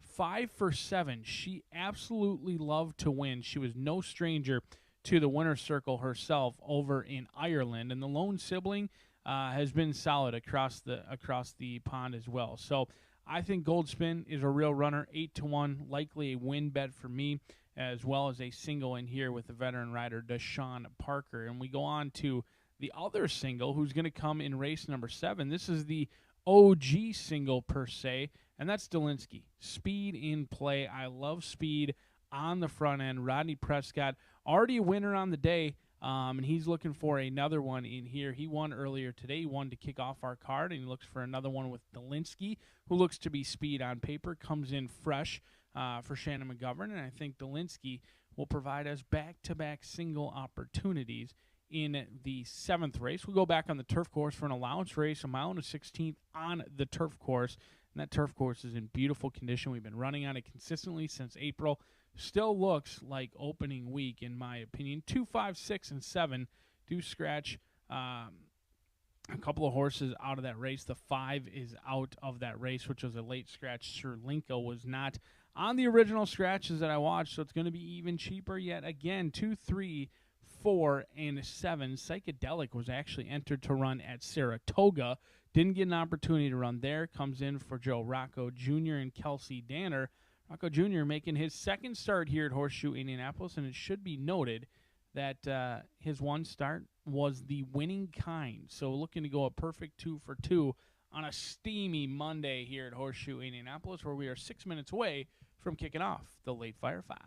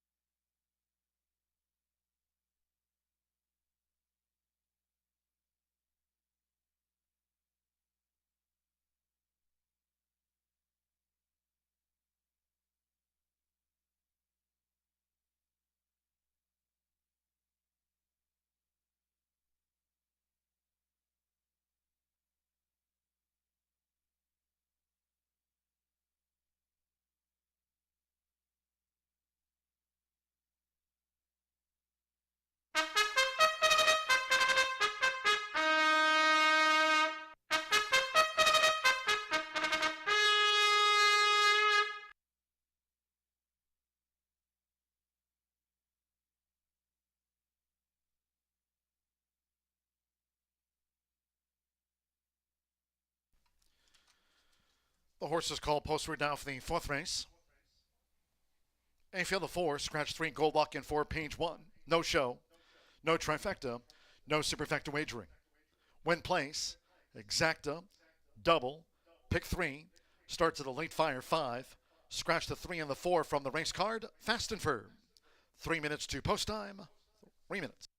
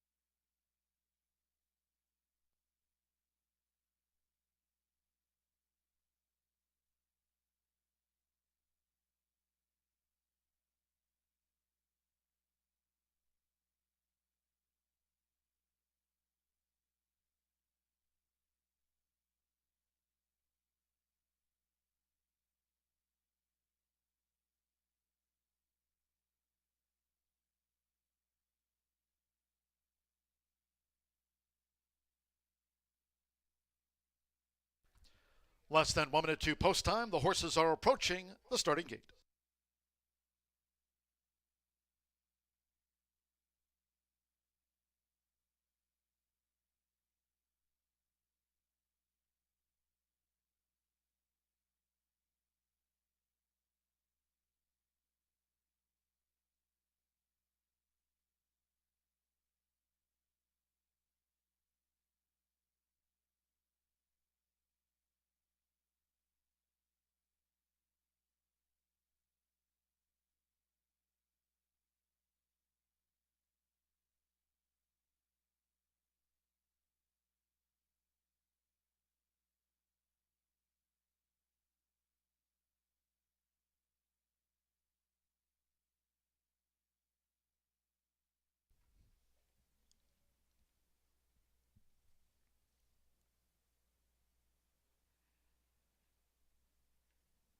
The horses have reached the starting gate.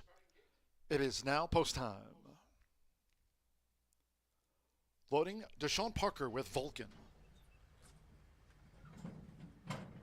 Carlos Barbosa with Friar Lawrence. Join Vulcan. Two back. Alvin Jimenez with Adios Gary. Facing up to the gate, 1-2 favorite Adios Gary. One more Derby date. Oscar Villarreal claims the 7-pound apprentice allowance. Has 10 career wins. Start here, the late Fire 5. Sunny, fast and firm. They're in the gate. They're off and sprinting.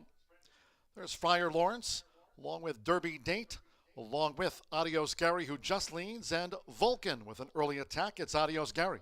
And Vulcan now dashing alongside for Deshaun Parker. It's Vulcan who's taken a narrow lead from Adios Gary, who's right there for Alvin Jimenez, running second by 3. Oscar Villarreal and Derby Date running in third, and under the hands of Carlos Barbosa. Friar Lawrence trails the quartet, all 4-time winners. They went past the half-mile pole in 21.76 seconds. Vulcan speeding to 3 furlongs from home as Adios Gary looks to get level. So here's Adios Gary, Vulcan, and Derby Date now making 3-path progress, and Derby Date has swept past for Oscar Villarreal as they come toward the top of the stretch. And Friar Lawrence looks to make a bid on the far outside. They turn for home. It's Derby Date. Friar Lawrence charging hard. Vulcan and Adios Gary is last of 4 with 1 furlong left. It's Derby Date as Friar Lawrence now descends on Derby Date with Vulcan back in third. Adios Gary is back in last. It's Friar Lawrence and Carlos Barbosa. Friar Lawrence near home. Friar Lawrence gets the result from Derby Date. Vulcan finished third.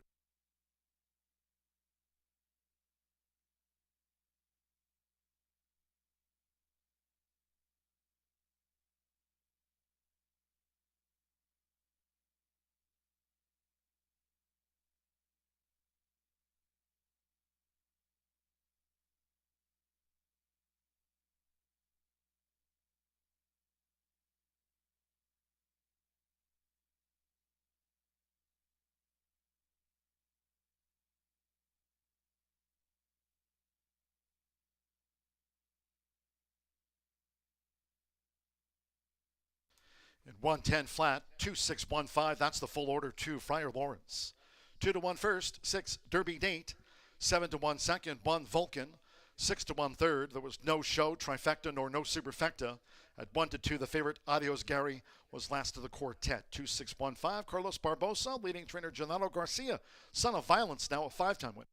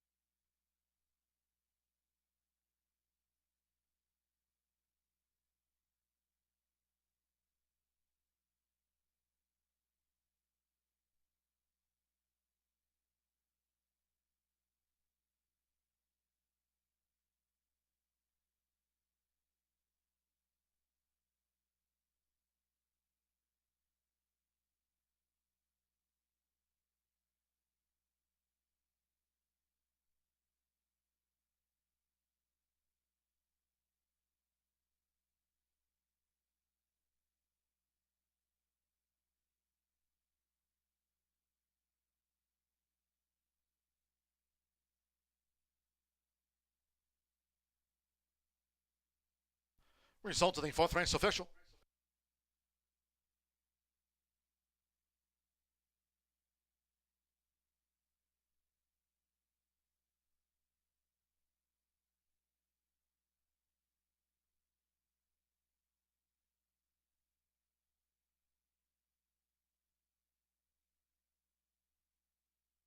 Stepping into the Murphy Trailer Sales winner's circle, number 2, the now 5-time winner, Friar Lawrence with Carlos Barbosa.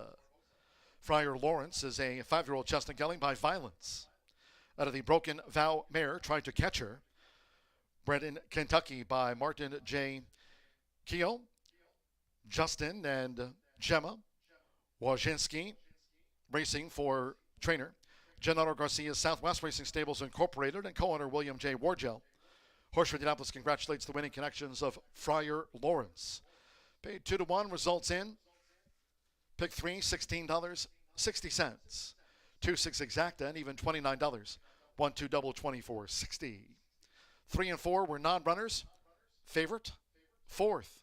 4 ran, 110 flat. To race 5 we go. 1 of 3 today, Cardiff for the turf course. Firm rail at 12 feet this race week. Tuesday post time 2:10. In the Fillies Mares Turf Mile, no scratches, no jockey changes. 1 Princess Calamo, 1 pound over. 9 Sprat, 2 extra pounds. Exacta, trifecta, superfecta. Double, pick 3. Mile starts the late pick 4 and the $1 Horseshoe Hat Trick Gold Turf pick 3. Under sunny skies, we are firm and fast for the late pick 4. Kicks off in 20 minutes with a 4:16 post time.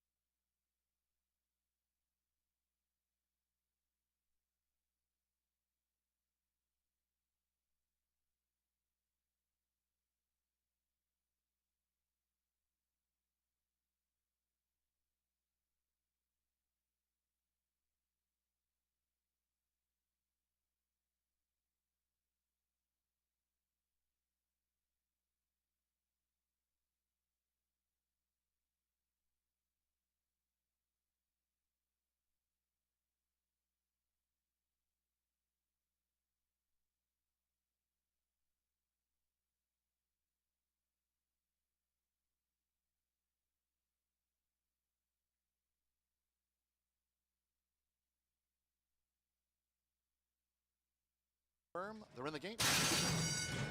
They're off and sprinting. There's Friar Lawrence, along with Derby Date, along with Adios Gary, who just leads, and Vulcan with an early attack. It's Adios Gary. And Vulcan now dashing alongside for Deshaun Parker. It's Vulcan who's taken a narrow lead from Adios Gary, who's right there for Alba Jimenez, running second by 3. Oscar Villarreal and Derby Date running in third, and under the hands of Carlos Barbosa, Friar Lawrence trails the quartet. All 4-time winners. They went past the half-mile pole in 21.76 seconds. Vulcan speeding to 3 furlongs from home as Adios Gary looks to get level. So here's Adios Gary, Vulcan, and Derby Date now making 3-path progress, and Derby Date has swept past for Oscar Villarreal as they come toward the top of the stretch. And Friar Lawrence looks to make a bid on the far outside. They turn for home. It's Derby Date. Friar Lawrence charging hard. Vulcan and Adios Gary is last of 4 with 1 furlong left. It's Derby Date as Friar Lawrence now descends on Derby Date with Vulcan back in third. Adios Gary is back in last. It's Friar Lawrence and Carlos Barbosa. Friar Lawrence near home. Friar Lawrence gets the result from Derby Date. Vulcan finished third.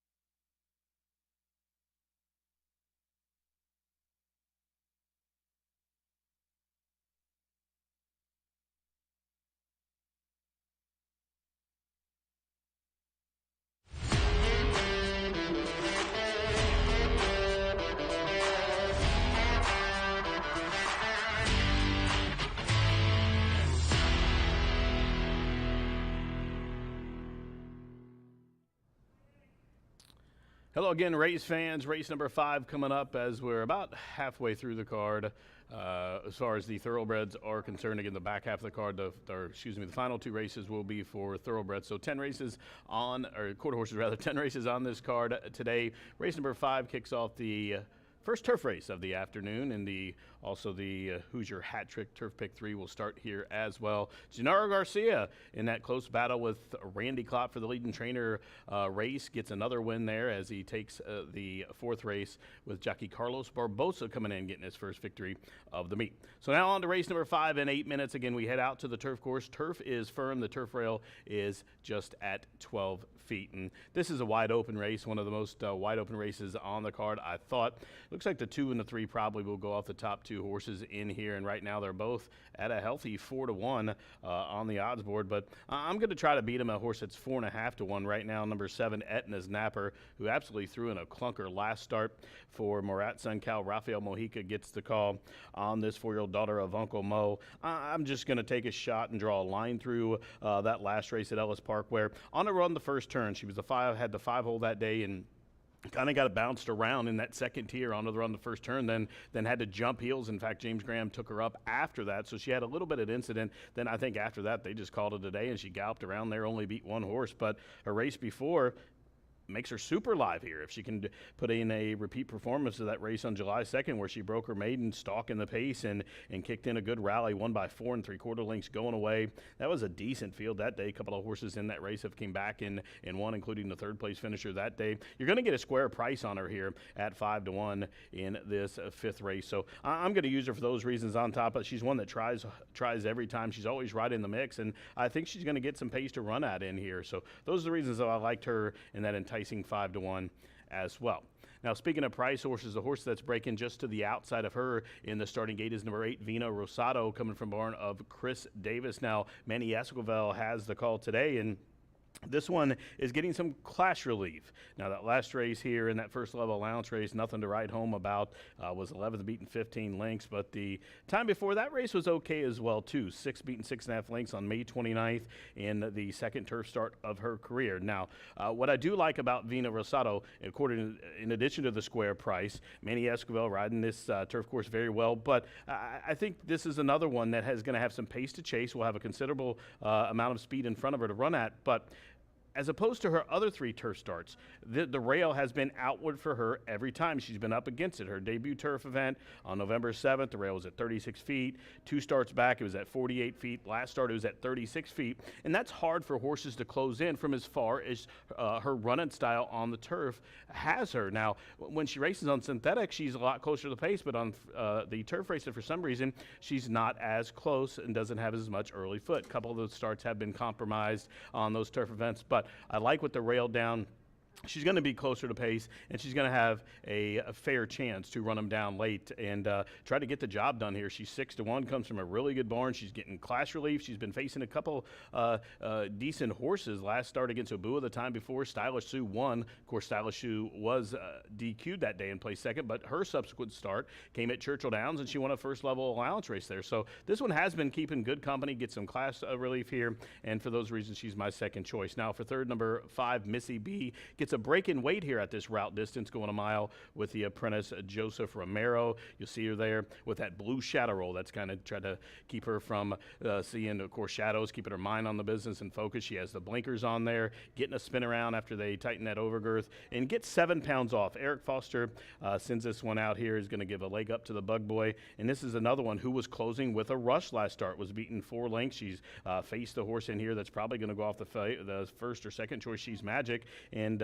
she will be closing with a rush. The Bug Boy gets that 7-pound break in weight. He's riding very well here. He's got 8 or 9 winners at the meet, and we'll be carrying those William Wargle and Foster family silks that we see so regularly around here in Indiana and Kentucky for those connections. Number 5, Missy B, is my 3rd choice. Some price horses here as we take a look at my ticket here. This race number 5, I did tell you it's the first chance to go to the turf this afternoon, and we're going to get to play the Hoosier Hat Trick All Turf Pick 3. It's a $1 base bet. You want to get involved. The Horseshoe Hat Trick Pick 3 here in the 5th And I'm going to go 4 deep here in the opener. Those horses I mentioned, we're going to use them, and we're going to use the 4 Barb's Vortex. This is an Indiana bred who's won 2 races, and excluding that maiden race, gets to take a chance here on the Class Relief. Now, race number 6, we're going to spread out 2, 4, 10, 11, and 12. And then the final leg, the third leg, race number 8, we're going to use the 4 Summer in Tahoe. It's going to finally get a chance to run on the turf. And, of course, the 7 Psychedelic for Kelsey Danner.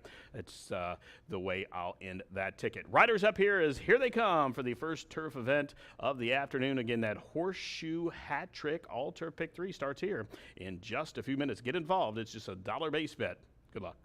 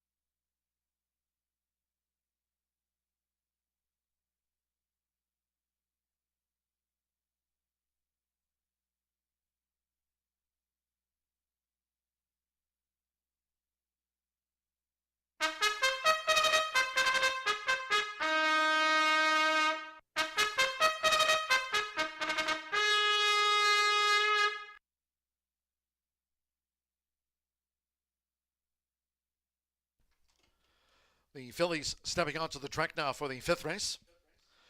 This slated for the turf course over the mile. All 9 fillies run. No scratches, no jockey changes. A couple of overweights reported. Overweights 1 Princess Calamo plus a pound. The 9 Sprat 2 over. Exacta, trifecta, superfecta. Double, pick 3, late pick 4. Mile starts the $1 Horseshoe Hat Trick All Turf pick 3. Firm and Fast for the late pick 4. Nearing post time.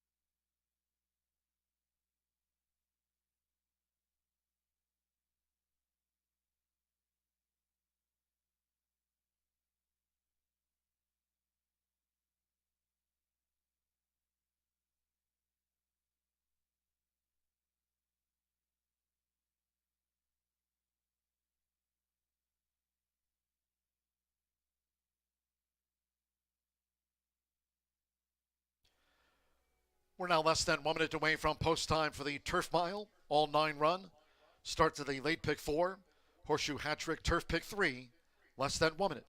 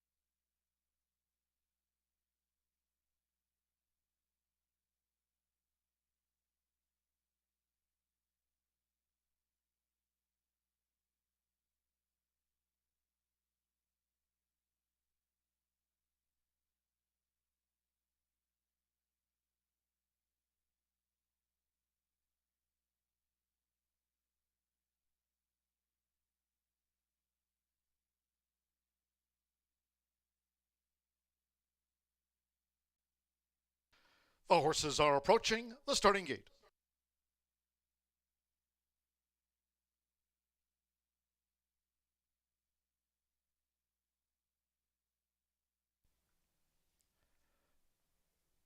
Air Horse 1 drone view. Course here under sunny skies firm. Turf rail set at 12 feet this race week. Crossing over to the turf course and near the mile start.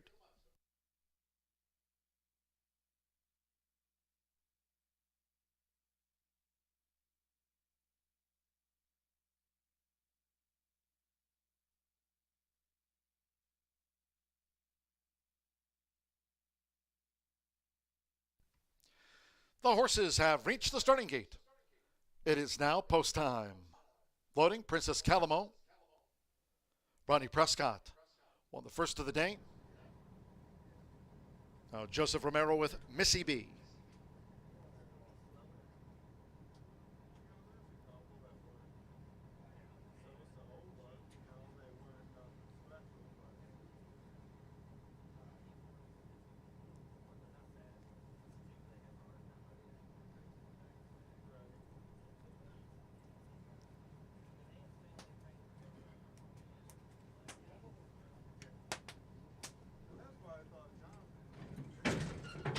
At 15-1, Missy B joins 13-1. Princess Calamo, the first fillies in.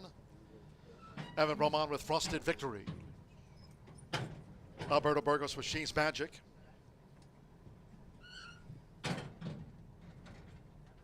Sean Parker, Tough as Nails, has moved in.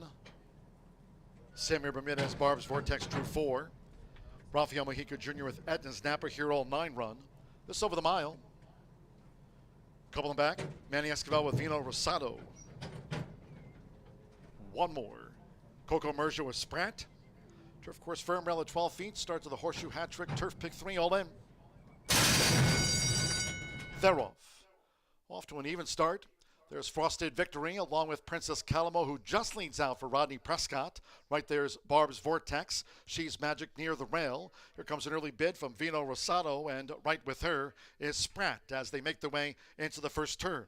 It's Princess Calamo with the rail. Alongside Vino Rosato with 6 furlongs to go, and Spratt is 3 wide out to the stretch. Frosted Victory is off of Philly's heels. She's keen there. Needs to settle Frosted Victory. Oh, and Evan Roman really had a snatch back on Frosted Victory, and she's rank and dropping back to last Frosted Victory. Meanwhile, it's Princess Calamo. Smooth selling on the lead here for Rodney.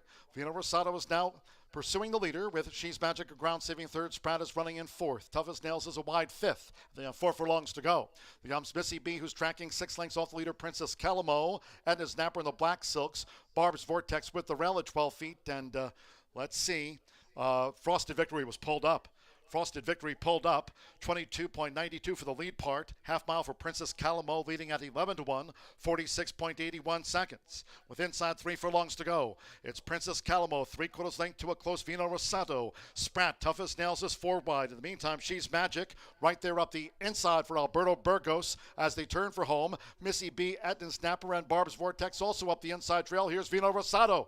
1 furlong to go. Vino Rosato's taking the lead from Princess Calamo. She's Magic. Missy B is looking up boldly now between horses as they come inside the final 16th. She's Magic and Missy B toward the inside. Missy B, She's Magic. It's on the bob. It's Missy B. For Joseph Romero, Missy B prevails over She's Magic in a driving finish. Vino Rosato, Spratt, Etna's Snapper, Princess Calamo tailed off. Barb's Vortex beat one home tough as nails as Frosted Victory was pulled up on the back of the course.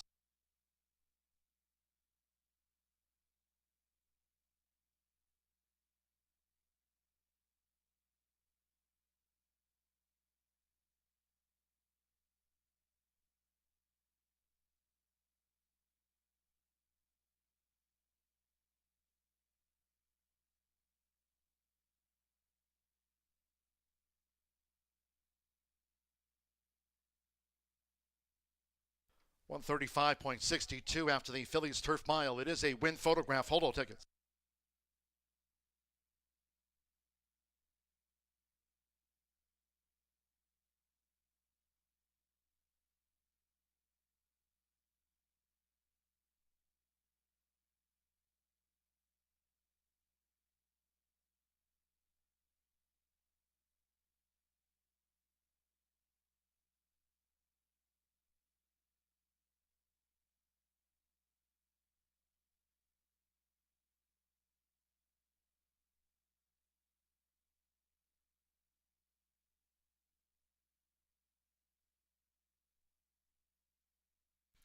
Five, 3, 8, 9. 5, Missy B. 16-1 first. Upsets 3, She's Magic. 2-1 favorite was denied by Missy B. 8, Vino Rosato at 9-1 third. And 9, Spratt at 11-1 fourth. 5, 3, 8, 9. Hold on until official. Joseph Romero claims the 7. Gets the victory here for Eric Foster. Missy B at 16-1. Starts off multi-race wagers.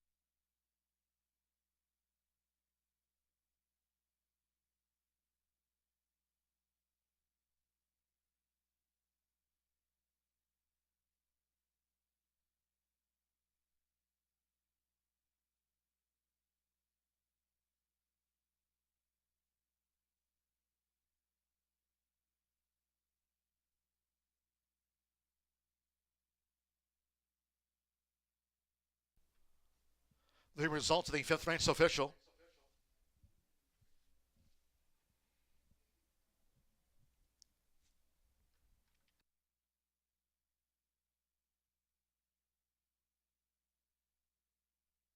Returning to the Murphy Trailer Sales Winner's Circle, number 5, Missy B.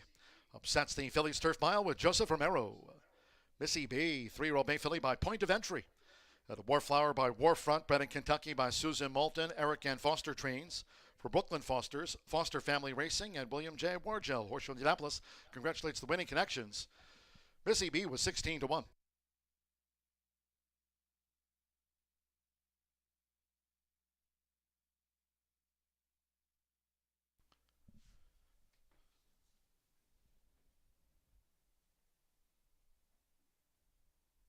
The 5-3 exacta paid $135.40. 50-cent trifecta 538 returned $300. $38.55. 2-5 double 95.80. Sprat fourth, 10-cent superfecta, 5389, return $396.56. Pick three, $69.75. 50-cent early pick four, that result pays out on 404, $365.10. 50-cent early pick five concluded with the Phillies Turf Mile.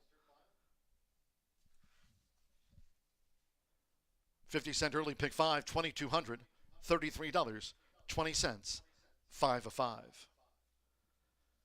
And the Turf Mile, the favorite second, 9 faced the starter, 135.62. Sixth race, maiden juvenile Phillies Turf Sprint, scratch 3 Forbidden Friend, 13 Snazzy Gal, and 14 Sand Queen. Scratch 3, 13, and number 14. Now with a couple of jockey changes, number 5, Certain Victor E, will be ridden by Gabriel Lagunas. On 5, Certain Victor E, Gabriel Lagunas. The 7, Nile Candy, will make her bow. And the Turf Sprint with Coco Merja for Jimmy Corrigan. Coco Merja rides 7, the newcomer, Nile Candy. Exacta Trifecta Superfecta. The maiden juvenile Phillies Turf Sprint features the 10-cent Grand High Five. First Pentafecta featured on the day. Double, pick 3. Post time, 4:47.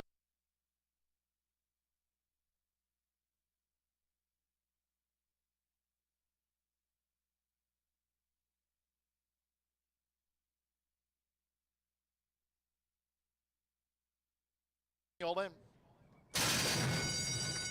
They're off. Off to an even start. There's Frosted Victory along with Princess Calamo, who just leads out for Rodney Prescott. Right there's Barb's Vortex. She's Magic near the rail. Here comes an early bid from Vino Rosato, and right with her is Sprat as they make their way into the first turn. It's Princess Calamo with the rail. Alongside Vino Rosato with 6 furlongs to go, and Sprat is 3 wide out to the stretch. Frosted Victory is off of Philly's heels. She's keen there. Needs to settle Frosted Victory. Oh, and Evan Roman really had a snatch back on Frosted Victory, and she's rank and dropping back to last Frosted Victory. Meanwhile, it's Princess Calamo. Smooth selling on the lead here for Rodney. Vino Rosato is now pursuing the leader with She's Magic, a ground-saving third. Sprat is running in fourth. Tough as Nails is a wide fifth. They have 4 furlongs to go. The Missy B, who's tracking 6 lengths off the leader, Princess Calamo. Edna Snapper in the black silks. Barb's Vortex with the rail at 12 feet. And let's see. Frosted Victory was pulled up. Frosted Victory pulled up, 22.92 for the lead part. Half mile for Princess Calamo, leading at 11-1, 46.81 seconds. With inside 3 furlongs to go, it's Princess Calamo, 3/4 length to a close Vino Rosato. Sprat, Tough as Nails, is 4 wide. In the meantime, She's Magic right there up the inside for Alberto Burgos as they turn for home. Missy B, Etna Snapper, and Barb's Vortex also up the inside trail. Here's Vino Rosato. 1 furlong to go. Vino Rosato's taking the lead from Princess Calamo. She's Magic. Missy B is looking up boldly now between horses as they come inside the final 16th. She's Magic and Missy B toward the inside. Missy B, She's Magic. It's on the bob. It's Missy B. For Joseph Romero, Missy B prevails over She's Magic in a driving finish.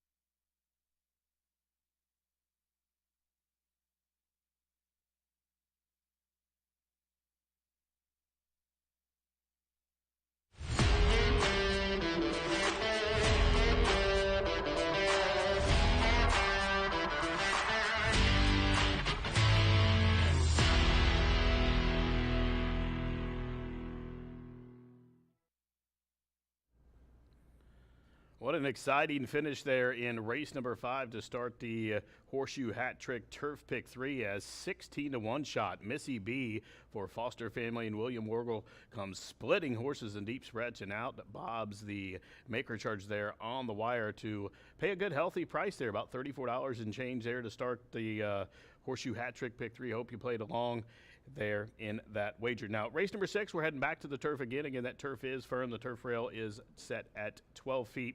And this is a good race here to kick off another pick 3 and also super high 5 wagering as well. It's a maiden filly 2-year-old to go 5 furlongs on the turf. It's loaded with pedigree and it's loaded with some top barns here. Sending these horses out here, some good purchases at the sale, some high dollar purchases. And I think this is going to be an exciting race, and it's one you want to wager because if your opinion is right here, you're going to get paid. Now, in this race, my top pick right now, the people's pick, your pick as well, is number 4, Waneka. This one currently sits on the board at 3-1. And on debut at Ellis Park, ran too good of a race not to lose. She was second, beaten 2 lengths in behind Kill Win there.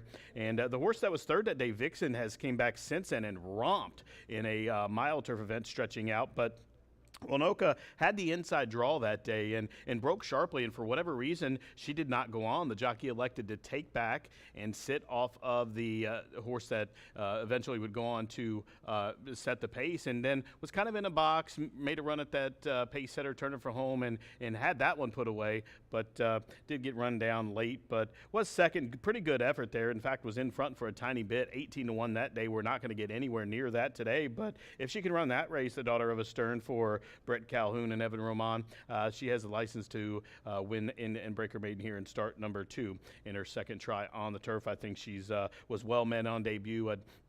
Just didn't get the greatest of trips as they probably expected that day, and they're not going to get those odds today. But she does come in here and looks good in the paddock, calm and collected, being led around there, just ears going back and forth, checking things out, and in 2-1 now as we have 6 minutes to post. For second, number 2, Good Call.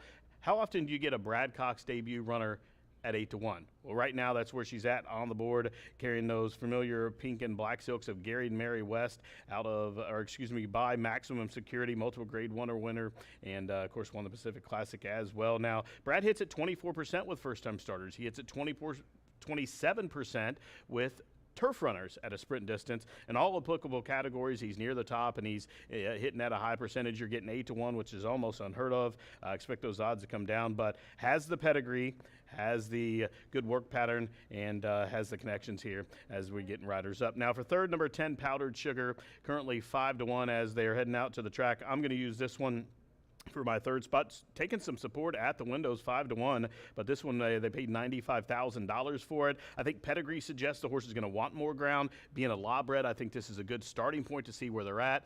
The horse being a lawbred, not worth running for those smaller purses when the KTDF money doesn't kick in at Churchill. They come up here to run for the 5/8 turf race here, and I think the horse is going to want more ground, but I do think can run in to get a slice out of a price here in the 6th. Here they come for the 6th race on the way to the racetrack here. There you see the 10 there, that gray. Just 5 minutes to post. I'm going to go 4-2-10 here as we offer pentafecta wagering here in the 6th. Good luck.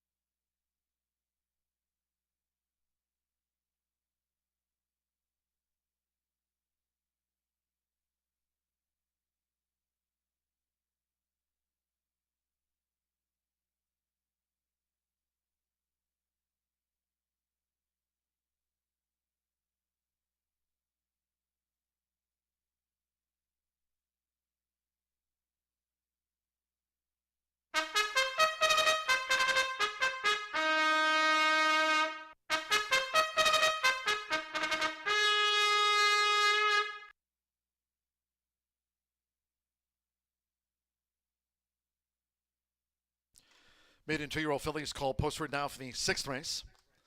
This race will be run on the turf course at 5 furlongs. Course rated firm around the 12 feet, a field of 11. Scratch 2, Forbidden Friend. 13, Snazzy Gal, and 14, Sand Queen. Scratch 3, 13, and number 14 from the race card. A couple of jockey changes. 5, Certain Victory, ridden by Gabriel Lagunas on 5, Certain Victory. 7, Nile Candy makes her bow with Coco Merja on 7, Nile Candy, the newcomer. Exacta, Trifecta, Superfecta. Here are the 10-cent Pentafecta, double pick 3. 3 minutes to post time, 3 minutes.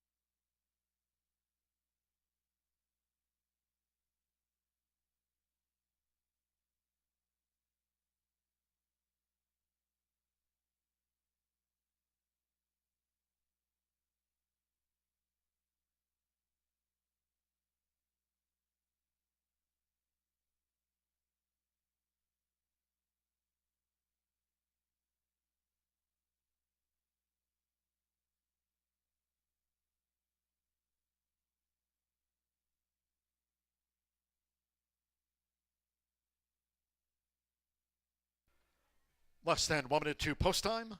Less than 1 minute.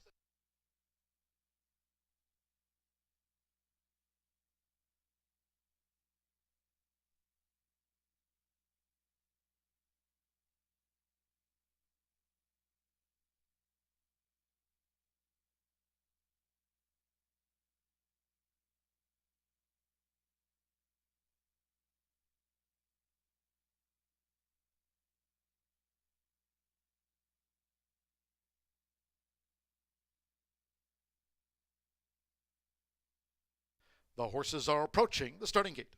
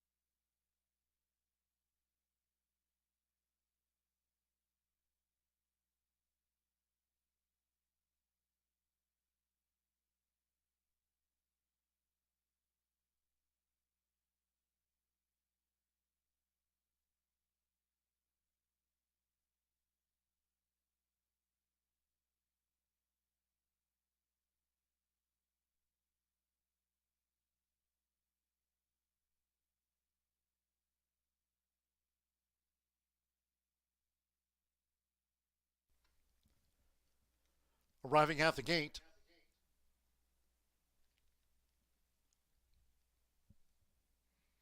It is now post time. They're going in with Gabriel Lagunas, Certain Victory, the first filly.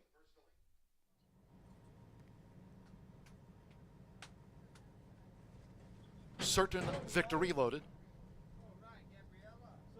Orlando Mejica, One Small Victory coming up. One Small Victory making her bow. Has joined Certain Victory. Now, good call. German Terraza won our third of the day for Brad Cox. First time starter, good call.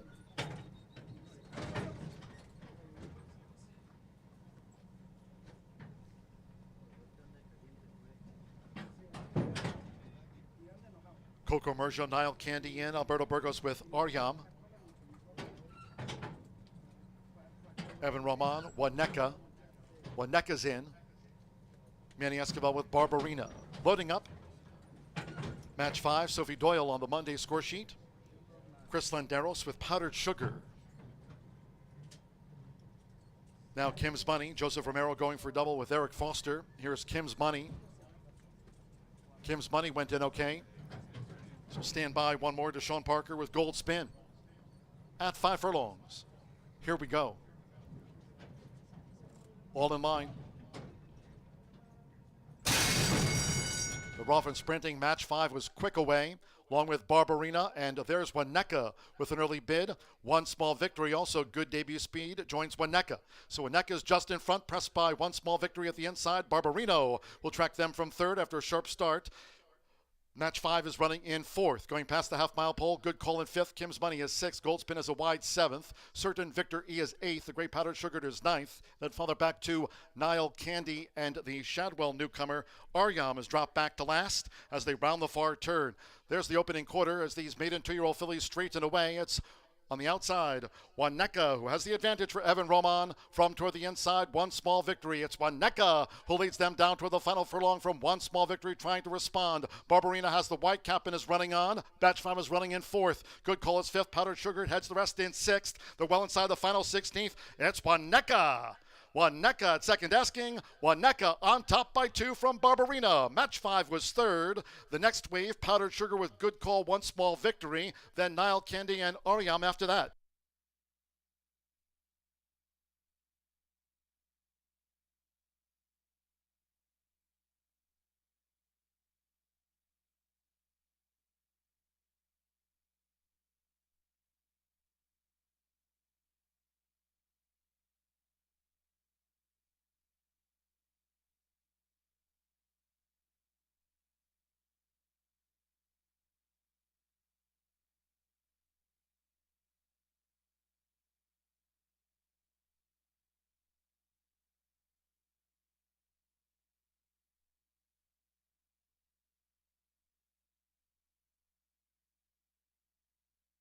$55.52 for the maiden juvenile fillies turf sprint.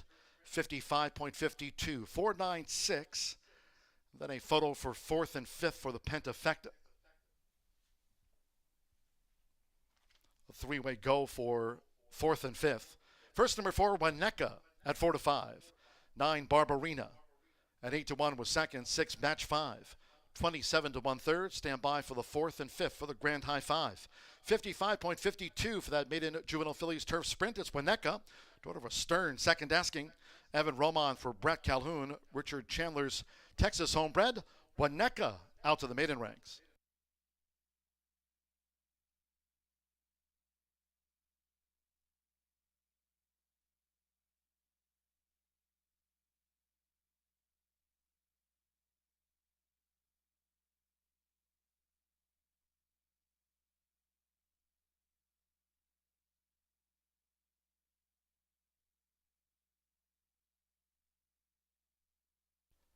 The judges have posted number 1, One Small Victory, 4th, and 10, Powdered Sugar, 5th. 4-9, 6-1-10 after the running of race 6.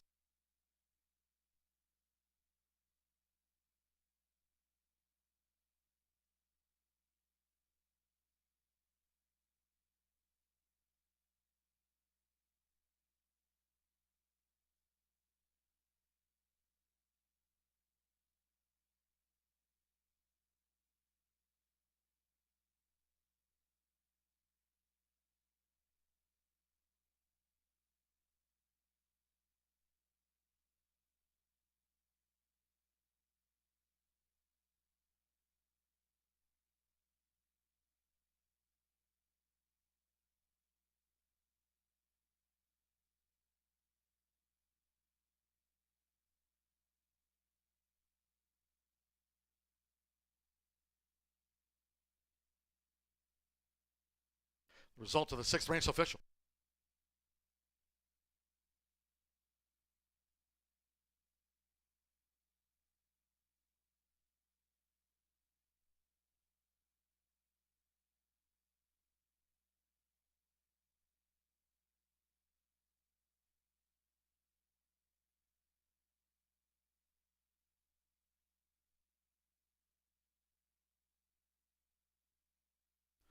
Returning to the Murphy Trailer Sales Winner Circle, the 4, Waneka with Evan Roman. Waneka is a 2-year-old, dark mare brown filly by a Stern. Out of Navajo Scout by Even the Score, bred in Texas by Richard Chandler. Brett Calhoun trains for breeder and owner Richard Chandler. Horseshoe Indianapolis congratulates the winning connections of Waneka.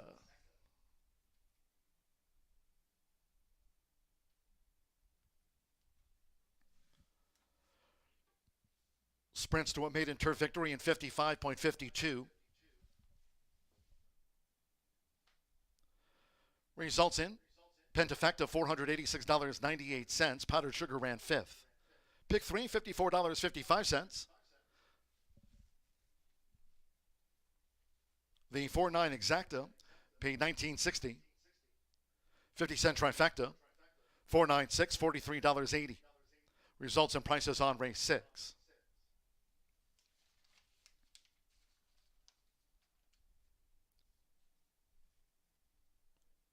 $5-4 double paid $69.60. 10-cent Superfecta, $4,961, $53.56. In the 7th race, Scratch 2 Amateur Day, 4 Foxy Boxy, Scratch the 2 and the 4. Couple of overweights, 5 Magic in Motion, a pound over, 6 Whiskey Justice, 2 over. Exacta Trifecta Superfecta, 10-cent Pentafecta, double pick 3, post time 5:17.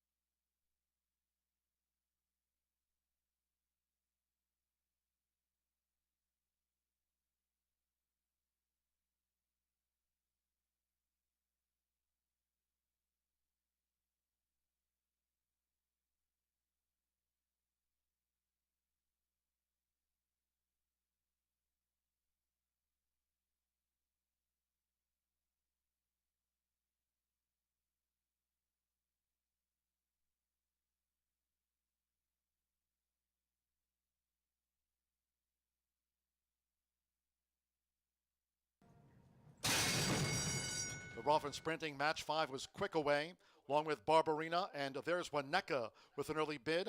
One Small Victory, also good debut speed, joins Waneka. So Waneka is just in front, pressed by One Small Victory at the inside. Barbarino will track them from 3rd after a sharp start. Match 5 is running in 4th. Going past the half-mile pole, Good Call in 5th. Kim's Money is 6th. Goldspin is a wide 7th. Certain Victor E is 8th. The Great Powdered Sugar is 9th. Then father back to Nile Candy and the Shadwell newcomer. Aryam is dropped back to last as they round the far turn. There's the opening quarter as these maiden 2-year-old fillies straighten away. It's on the outside, Waneka, who has the advantage for Evan Roman from toward the inside. One Small Victory. It's Waneka who leads them down toward the final furlong from One Small Victory trying to respond. Barbarina has the white cap and is running on. Batch 5 is running in 4th. Good Call is 5th. Powdered Sugar heads the rest in 6th. They're well inside the final 16th. It's Waneka.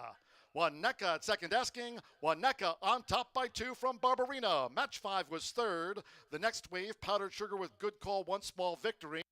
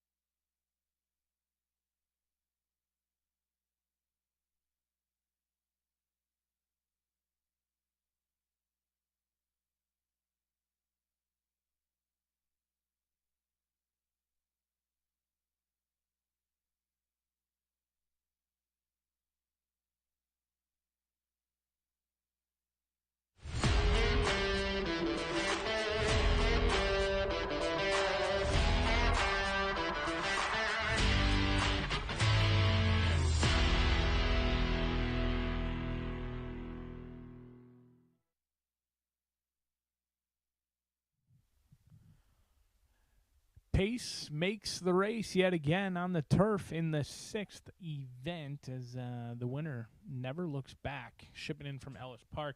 We'll see if Pace makes the race in here for this 3-year-old state-bred non-winners of 2 event. Do scratch number 2, Amateur Day, and number 4, Foxy Boxy. An excellent betting race, but one that may deem difficult to feel overly confident on. The $5,000 claiming tag means that many in this group relatively inconsistent. I am hopeful that number 8, Dolinsky, who's currently your second choice at 7-2, is fresh and ready to roll. Hasn't been seen since May 13th. Now that's a little bit pesky. Does come in for a third of what the value was when last seen at the $15,000 non-winners of 2, but later on in the year, it makes sense. This horse running short on conditions after the next win was once stakes tested in the Circle City and the Indiana Futurity back in 2022. Only one start in 2023, and then ran twice here so far in 2024 for the now 4-year-old gelding by Tourist, who appears to have one way to go. Now, it should be noted that the lone win came from off the pace, in which they split horses gamely and won well coming from off the pace. But so far this year has shown speed in each and every start. I thought broke alertly on May 13th and opened up, but ultimately got run down by a couple of good ones in there, and Devil's Got to Go and Off to the Races, both who have since won. Now, comes in, should be fresh, hasn't been seen since May 13th. One workout, August 6th, 49, not much to go off of, but Rodney Prescott and Shannon McGovern have teamed up nicely, and when they do, they've usually wanted to price 7-2 in here on Dolinsky, who should fire fresh, if at all, 7-2 on the board. But Elusive Warrior has taken the majority of the money in here off that 7-2 morning line. Currently favored at 5-2 in lukewarm fashion is Elusive Warrior, a 4-year-old who's 1 for 12 with a second and a third place finish, cutting back from 2-turn races. This is a horse who the last 3 starts have run 1 mile or at least 2 turns with Santos Sanger and Fernando de la Cruz aboard. Villarreal is going to pick up the mount, the 7-pound weight allowance, and Elusive Warrior is certainly the good-looking sort in here. He is a picture of fitness in this spot, and he's run into a wet track the last 2 times, which I don't think he appreciated all that much, at least last start. Really never picked up his feet as it was raining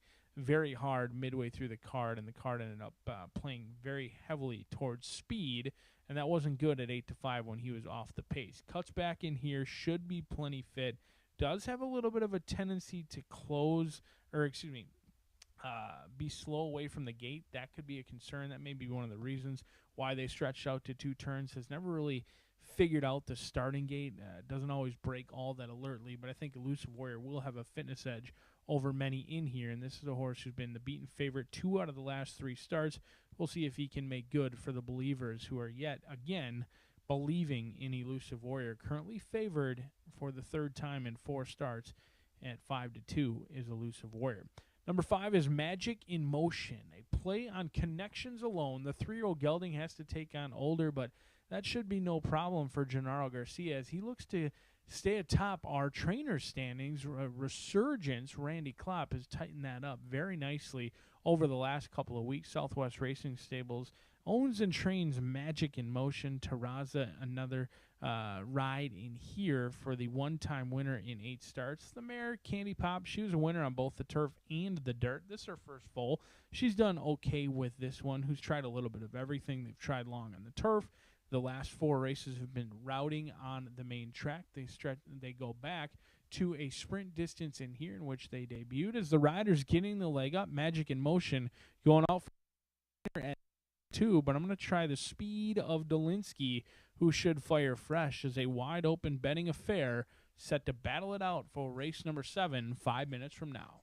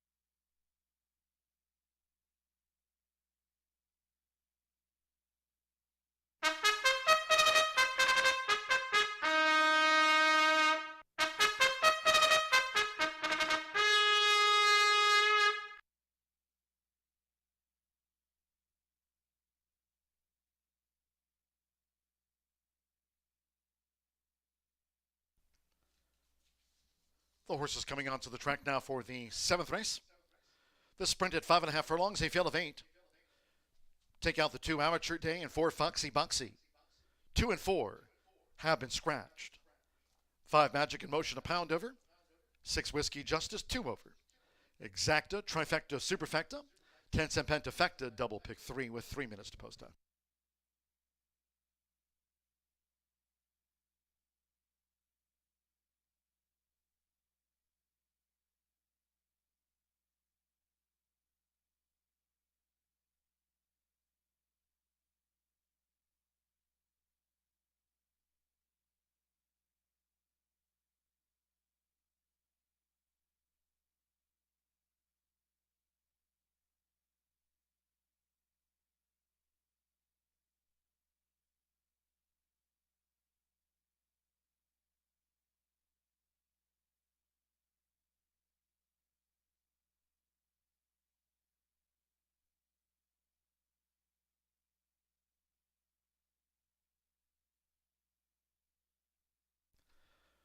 Post time in 2 minutes.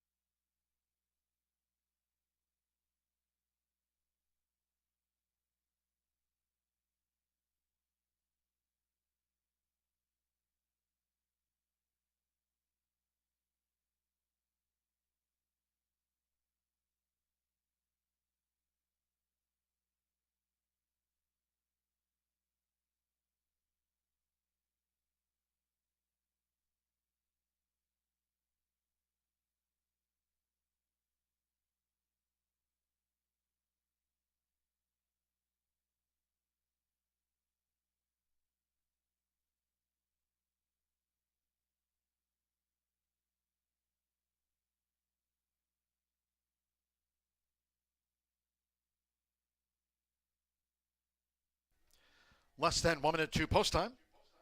Less than 1 minute.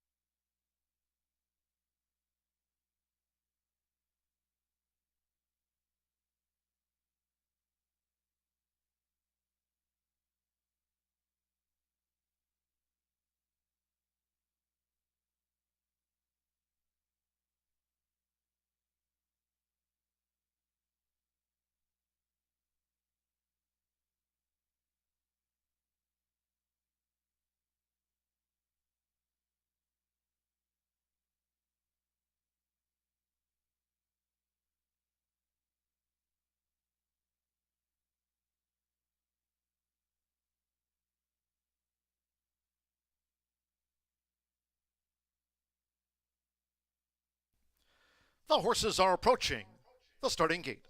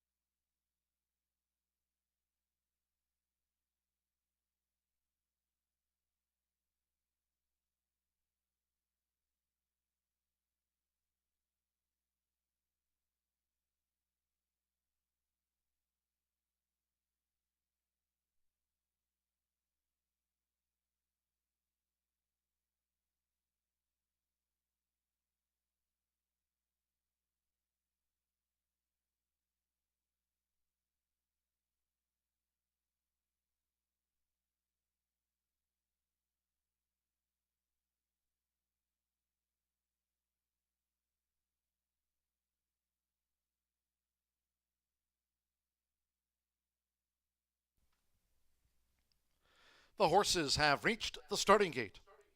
It is now post time. They're going in. Alberto Burgos with Turbinator. Oscar Villarreal with Elusive Warrior. First couple in.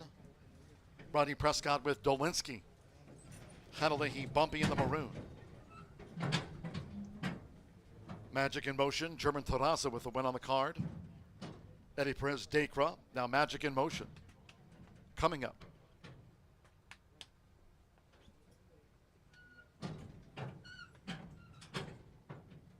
Whiskey Justice. Joseph Romero on the Monday score sheet. And one more.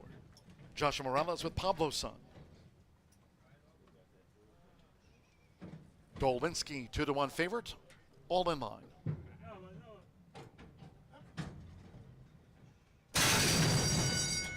And they're off. Elusive Warrior was quick away.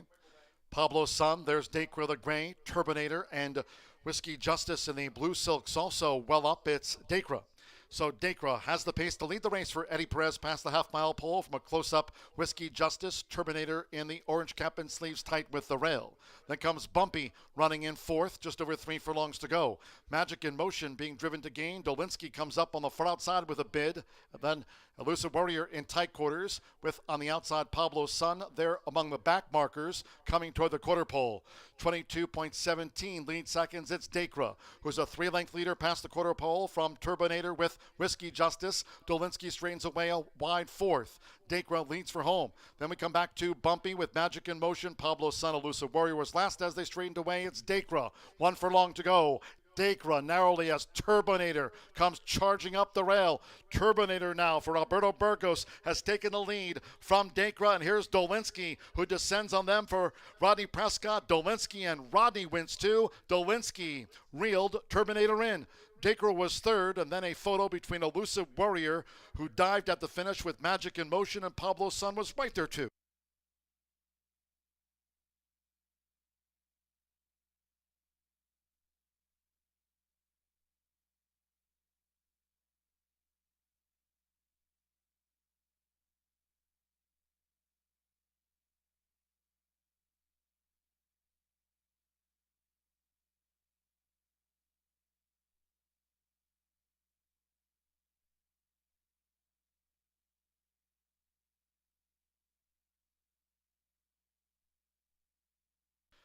.106.76 seconds after the sprint. 8:19 was third.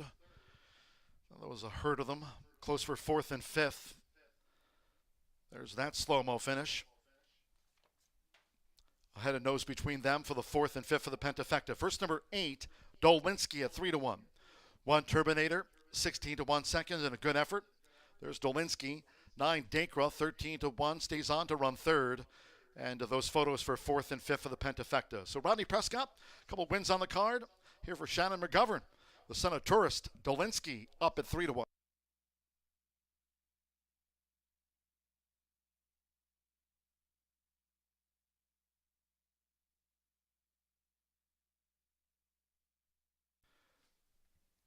The judges have posted number 10, Pablo Sun, at 24-1, getting into the superfecta. 5, Magic in Motion at 9-2 for the pentafecta. 8, 1, 9, 10 runs fourth, 5 runs fifth.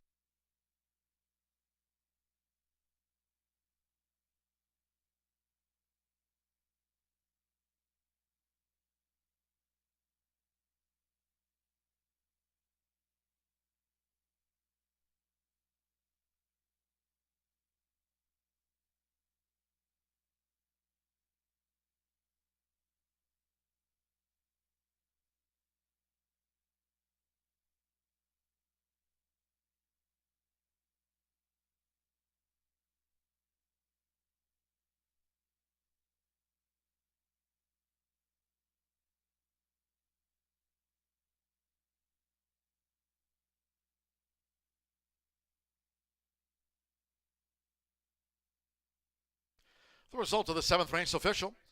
Returning to the Murphy Trailer Sales Winner's Circle, the 8, Dolinsky, riding double for Rodney Prescott. Dolinsky is a 4-year-old being gelding by Tourist.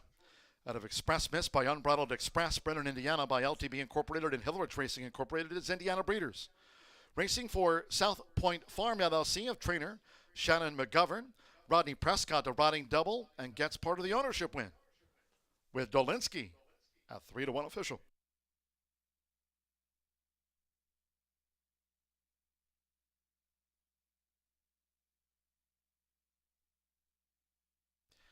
Eight-1 exacta returned 171.20.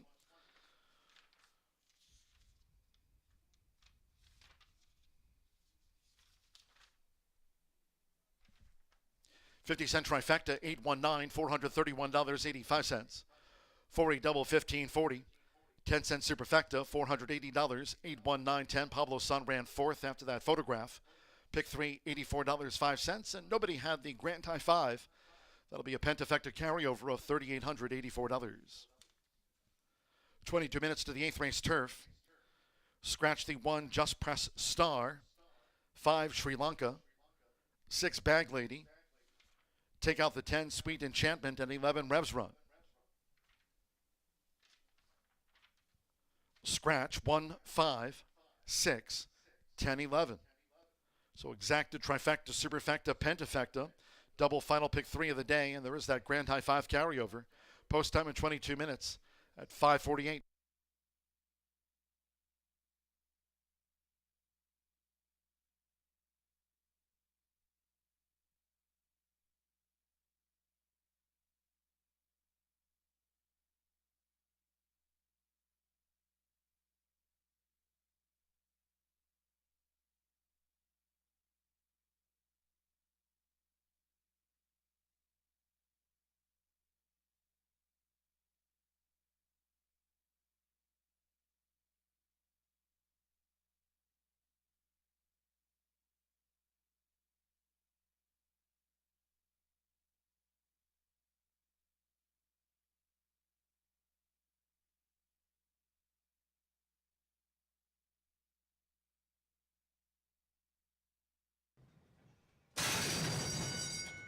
And they're off.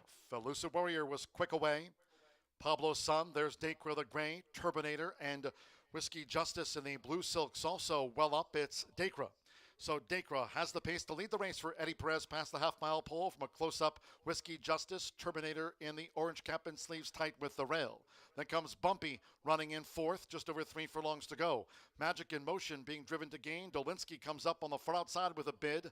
And then Elusive Warrior in tight quarters with on the outside Pablo Sun there among the back markers coming toward the quarter pole. 22.17 lead seconds. It's Dacre, who's a 3-length leader past the quarter pole from Turbinator with Whiskey Justice. Dolinsky strains away a wide fourth. Dacre leads for home. Then we come back to Bumpy with Magic in Motion. Pablo Sun, Elusive Warrior was last as they straightened away. It's Dacre. 1 furlong to go. Dacra narrowly as Turbinator comes charging up the rail. Turbinator now for Alberto Burgos has taken the lead from Dacra, and here's Dolinski who descends on them for Rodney Prescott. Dolinski and Rodney wins too. Dolinski reeled Turbinator in. Dacra was third, and then a photo between Elusive Warrior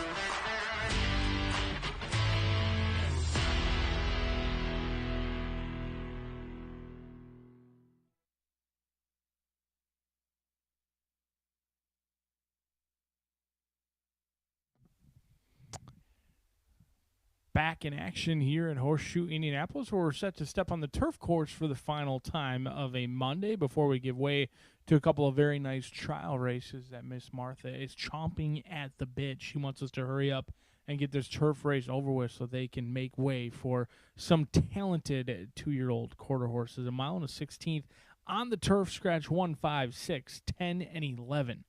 1, 5, 6, 10, and 11. And despite a field of 6, I still think it's a great betting opportunity in here. Your current favorite, 8-5, not going to be in my top 3 selections. Anytime you win at Mountaineer doesn't necessarily deem you a horse that is deserving of favoritism, let alone anywhere near that even money or 8-5 price. So let's take a look at the good-looking sort on your screen. A 3-year-old Gray Filly by Tappet, who is a $200,000 purchase.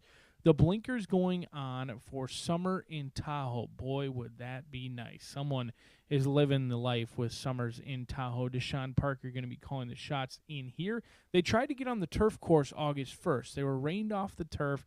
Didn't show much. They were bet down to favoritism, which was somewhat surprising. Now, I know horses come in from Churchill Downs all the time, but being bet down to favoritism off of what appeared to be a lackluster performance over at Churchill was a little bit of a surprise, and they had an awkward start, kind of never really got into the race.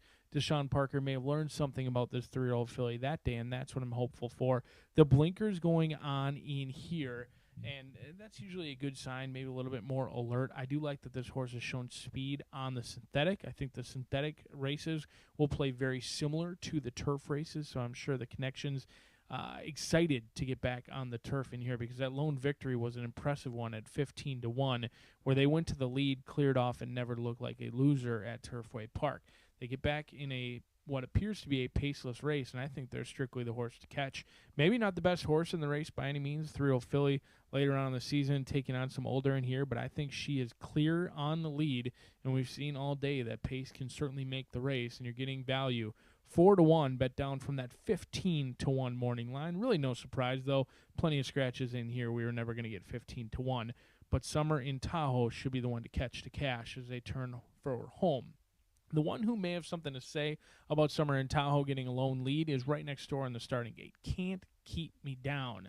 Salas looking for the first winner of the training career in here with the first starter. Alvin Jimenez going to be calling the shots. He didn't have much luck with his first ride of the day. He looks for another one in here, looking to improve on that 10% win rate. The 2-time winner from 17 starts is a fellow Gray by the Factor. Now, this is another horse who is a little bit more tactical in nature, can come from off the pace, but certainly likes to be present early on, likes to make her presence known. She likes to either press the pace or go to the lead, and like I said, I don't really think there's a ton of pace in here.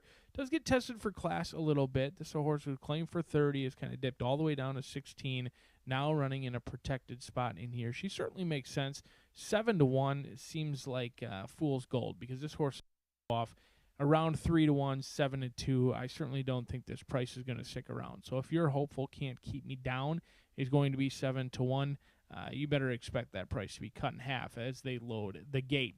Number 2 is Peacock Road. Alberto Burgos and Ray Hernandez. Hernandez has been live with everything he has sent to Horseshoe Indianapolis. He's winning at 21%, in fact, almost double where he is winning around the country. The 3-year-old filly by one of my favorite sires, Catholic Boy. I shouldn't say he's necessarily my favorite sire, but he was my favorite racehorse, where he just knew how to win. He could run all day. Peacock Road going to try the turf for the second time in her career, and the good news is she's a perfect 1-for-1 on the turf. She did break well, took back, and closed in gamely in her first and lone victory of her career. Now, since then, they've tried to get on the turf 2 times in a row and been rained off. Those races weren't bad by any means. A couple of back-to-back third-place finishes.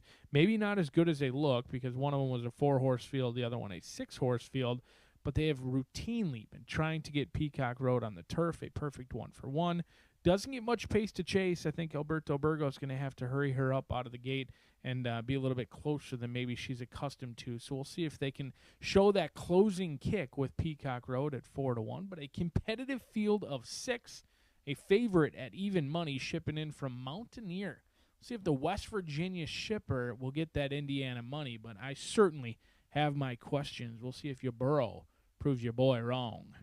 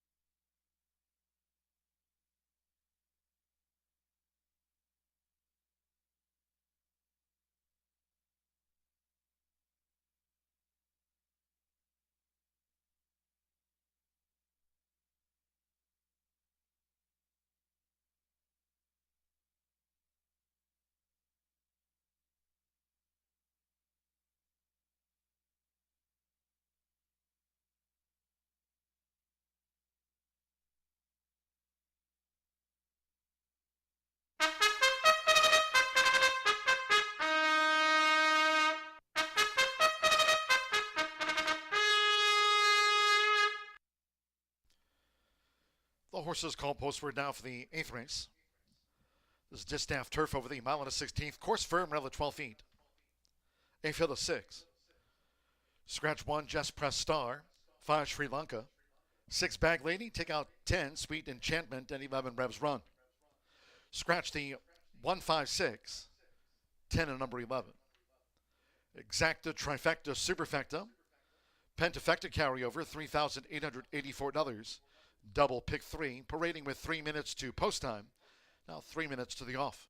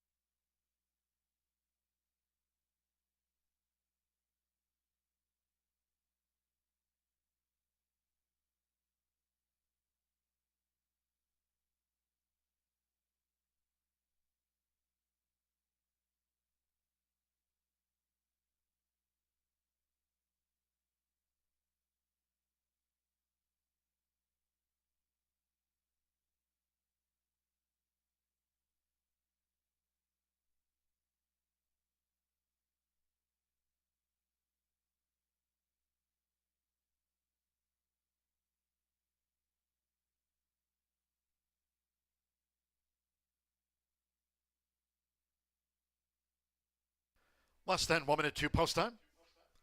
Less than 1 minute.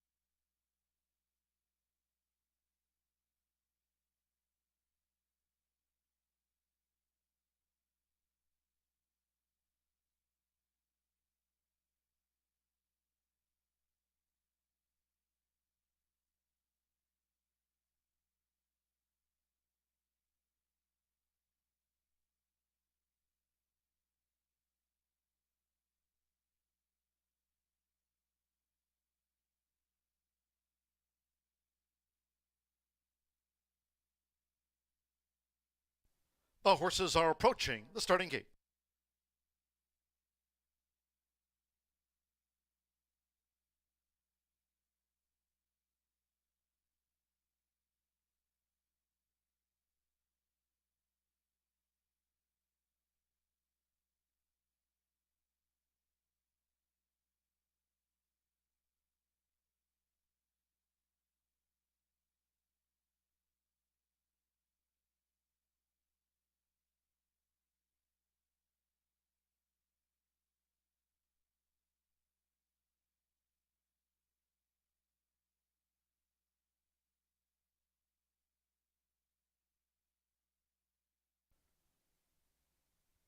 Crossing over to the turf course,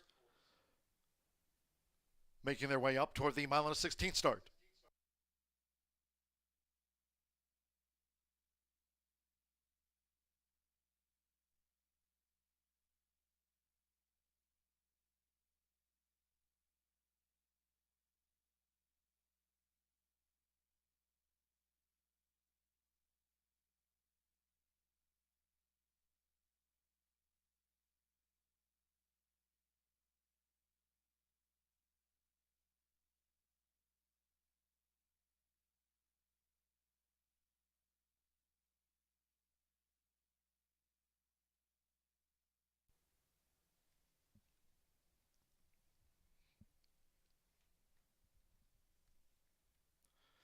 The horses have reached the starting gate.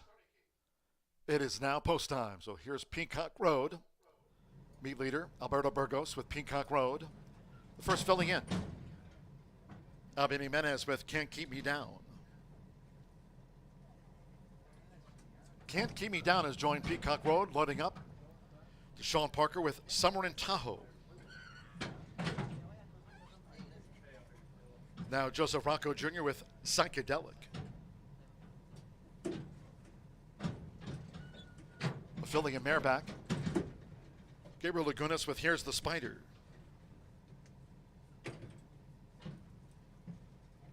One more.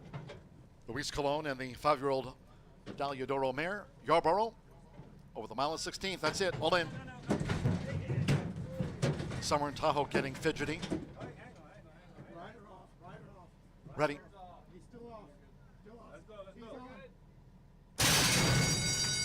They're off. Peacock Road, Can't Keep Me Down, going out toward the front.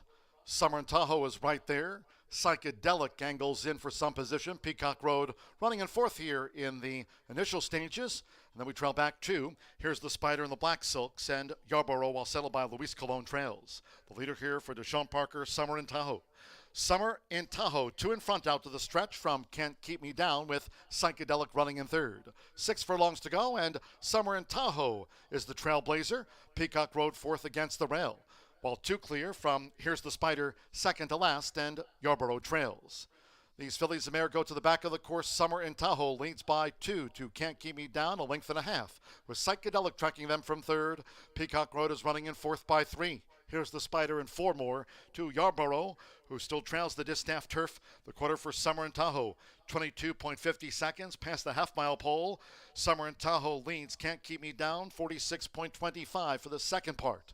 Peacock Road is running in third from Psychedelic now, getting her cue. 3 furlongs to go. Here's the Spider, is 6 lengths off these leaders, and Yarborough remains last. Summer in Tahoe, Can't Keep Me Down, is right there for Albin Jimenez, coming past the quarter pole. Short lead, Summer in Tahoe. Can't Keep Me Down is poised. Psychedelic, Peacock Road toward the inside now has a gap. Here's the Spider looking to unwind on the far outside, and Yarborough yet to pick up after 3 quarters in 1 minute, 9.68 seconds. Can't Keep Me Down hits the front from Summer in Tahoe. There's a 16th to go. Peacock Road, here's the Spider and Psychedelic. They're close to home. Can't Keep Me Down on Albin Jimenez. Marco Salas with his first career win. It's Can't Keep Me Down by 3. Then Peacock Road with Here's the Spider, Summer in Tahoe, Psychedelic, and Yarborough was last home. Marcelino Salas, Albin Jimenez, they combine with the factor. Philly, Can't Keep Me Down at 5-2.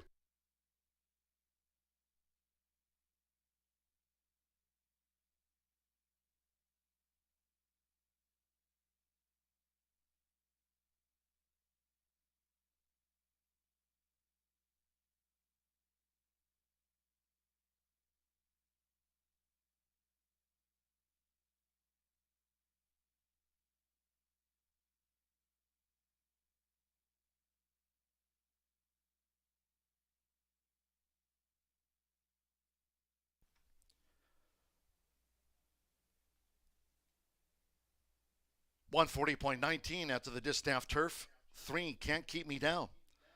5-2 first. The judges will examine a photograph before posting the remaining order of finish after the distaff turf. 2-2, Peacock Road at 7-2 over the 8. Here's the Spider. 14-1 third, and 4, Summer in Tahoe after leading 5-2 fourth home after the distaff turf. So Albin Jimenez from Equibase looks like first career win for Marcelino Salas here with the Factor filly. Can't Keep Me Down. There she is at 5-2 on the back of the course.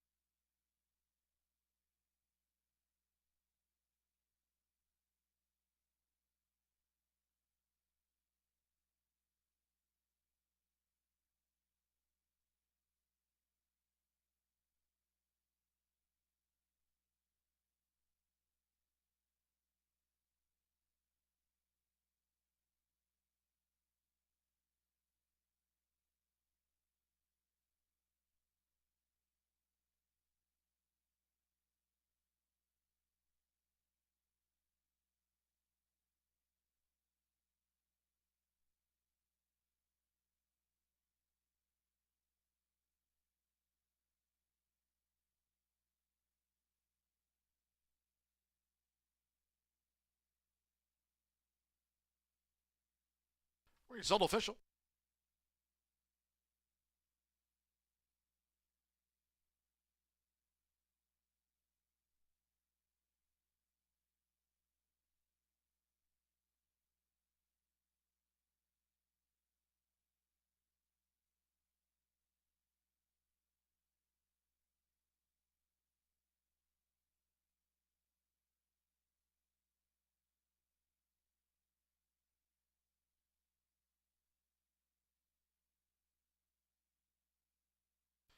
Returning to the Murphy Trailer Sales Winner Circle, the 3, Can't Keep Me Down with Albin Jimenez.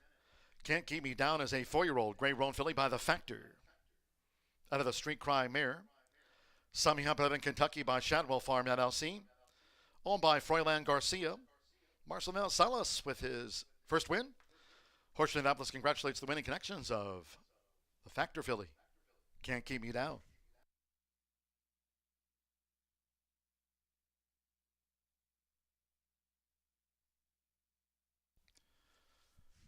$3-2 exacta paid $21.40. 50-cent trifecta, $3-8, and even $47. Pick 5, $997.05 on 5 of 5. Pick 3, $16.05. Superfecta, $27.36. And the E3 double paid $30.40. Late pick 4, $356.65. In fact, there was no grand high five feature there. So we'll have a carryover on tomorrow's card in Pentafecta for $3,884. Ninth race, the first of 2 trials for the leader of the Class Sale Futurity. Scratch the 2 R Slippery Secret. No show, no superfecta wagering here in the 9th race. No show, no superfecta. Scratch the 2. Overweights, 1 drinking out of Cartel Bar, 7 over. 3 La Spirit Moves Me, 7 over. 5 It's a Big Secret, 7 over. And 6 Beach First, 7 over. 10th race, closing the card with the second and final trial for the leader of the Class Sale Futurity. No scratches. 5 MG Fresca, the jockey Eduardo Luna Diaz on 5 MG Fresca, Eduardo Luna Diaz. Fast Track, exacta trifecta, and starts to the late double, 617 post.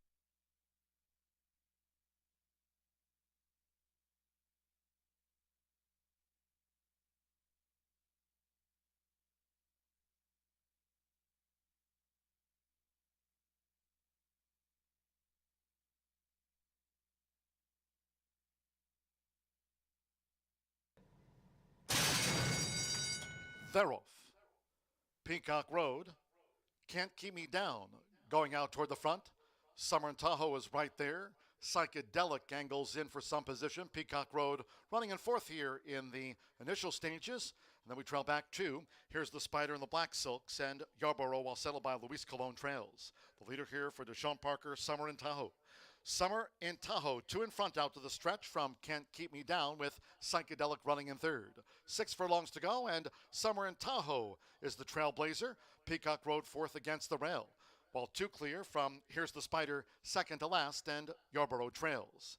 These fillies and mare go to the back of the course. Summer in Tahoe leads by 2 to Can't Keep Me Down, a length and a half, with Psychedelic tracking them from third. Peacock Road is running in fourth by 3. Here's the Spider and 4 more to Yarborough, who still trails the distaff turf. The quarter for Summer in Tahoe, 22.50 seconds past the half-mile pole. Summer in Tahoe leads Can't Keep Me Down, 46.25 for the second part. Peacock Road is running in third from Psychedelic now, getting her cue. 3 furlongs to go. Here's the Spider, is 6 lengths off these leaders, and Yarborough remains last. Summer in Tahoe, Can't Keep Me Down, is right there for Alba Jimenez, coming past the quarter pole. Short lead, Summer in Tahoe. Can't Keep Me Down is poised. Psychedelic, Peacock Road toward the inside now has a gap. Here's the Spider looking to unwind on the far outside, and Yarborough yet to pick up after 3 quarters in 1 minute 9.68 seconds. Can't Keep Me Down hits the front from Summer in Tahoe. There's a 16th to go. Peacock Road, here's the Spider and Psychedelic. They're close to home. Can't Keep Me Down on Alba Jimenez. Marco Salas with his first career win. It's Can't Keep Me Down by 3. Then Peacock Road with Here's the Spider, Summer in Tahoe, Psychedelic.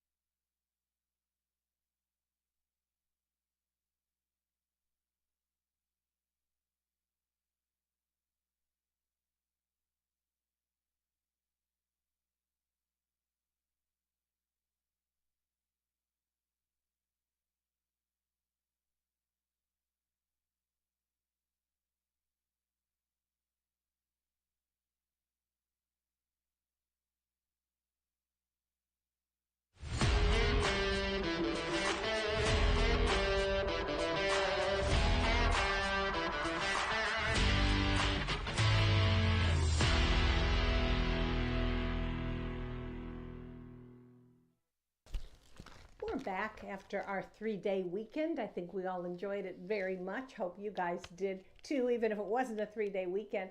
All right, to close out our Monday card at Horseshoe Indianapolis, we're going to run 2 separate trials for a upcoming futurity. This is the leader of the class sale futurity, 350 yards.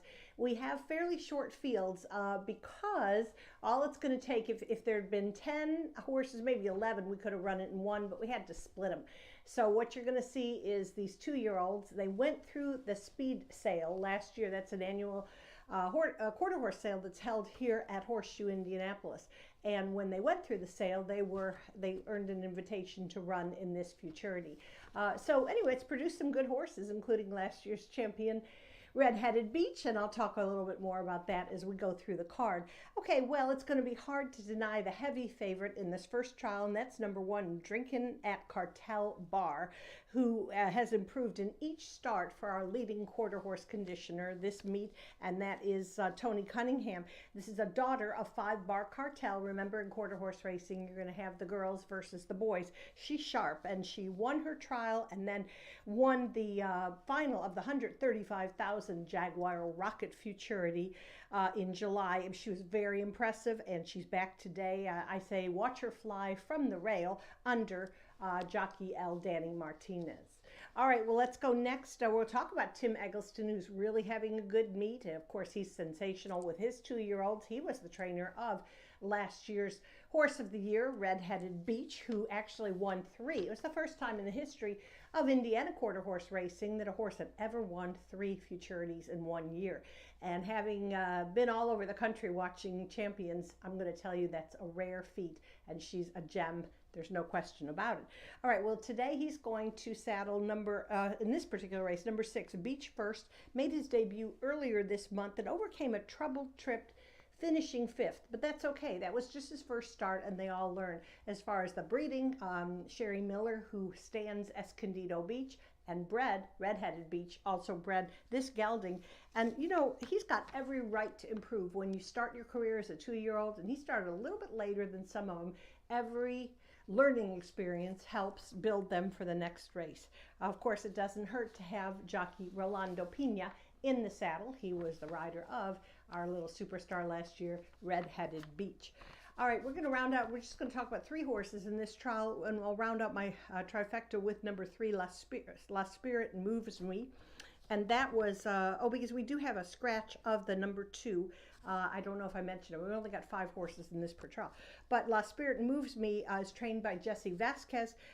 Just missed completing the trifecta in the last race. She's a filly, and I believe she's going to improve again. Again, she's kind of just been lightly raced, but that was a good effort. She was very close, broke well, just couldn't hang on, for a higher placement. Hugo Macias has the call today.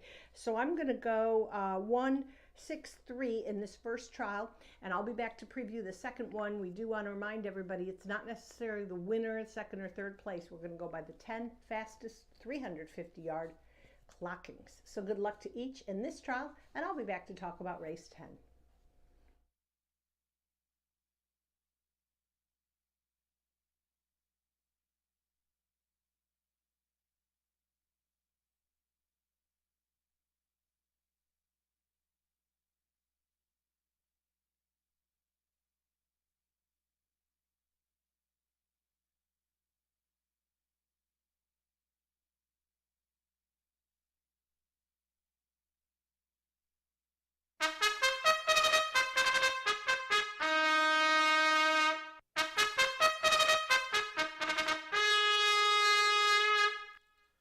The horse is called postward now for the 9th race.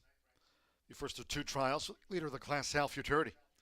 Now 350 yards, they fill the 5. Scratch 2 are Slippery Secret, scratch the 2. Reported overweights, 1 Drinking at a Cartel Bar, 7 over. 3 La Spirit Moves Me, 7 over. 5 It's a Big Secret, plus 7. 6 Beach First, 7 extra pounds. In the 10th, and that's the second and final trial of the leader of the class Sal Futurity to close us out over the 350. 10th race, there are no scratches. 5 MG Fresca, a jockey change to Luis Eduardo Luna Diaz on 5 MG Fresca. Here exacta, trifecta, start of the final double. No show, no superfecta wagering. 2 minutes.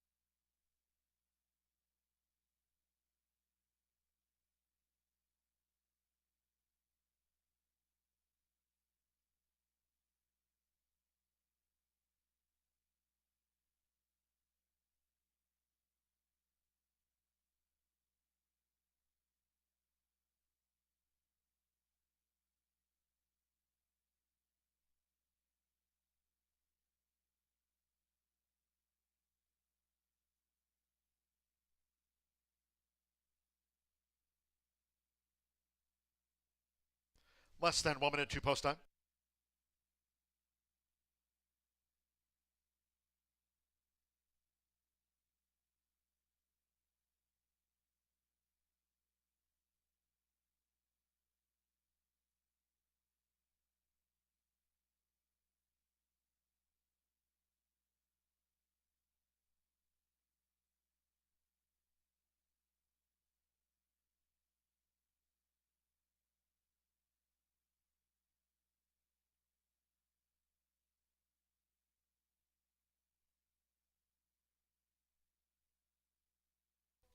The horses are approaching the starting gate.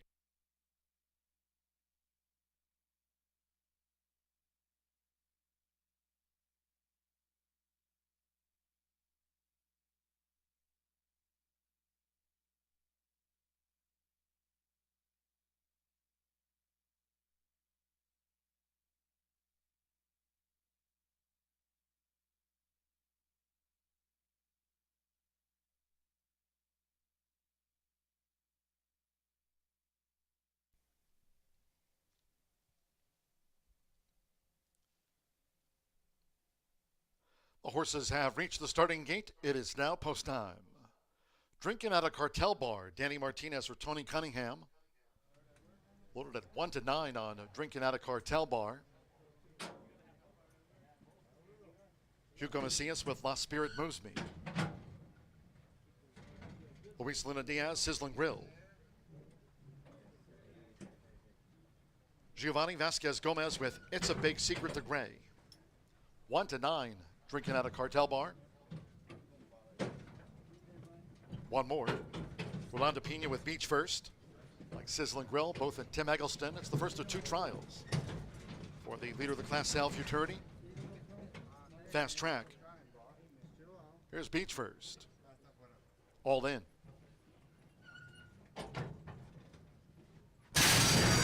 They're off, racing 350 yards. Sizzling Grill stumbled, drinking at a cartel bar. It's a Big Secret, the gray. La Spirit moves me after stumbling. Sizzling Grill and Beach First over here on the stand side, 110 yards out. Here's Beach First for Londa Pina, and zooming away. Beach First decisively from drinking at a cartel bar. It's a Big Secret, the Spirit moves me, and Sizzling Grill was last to 5.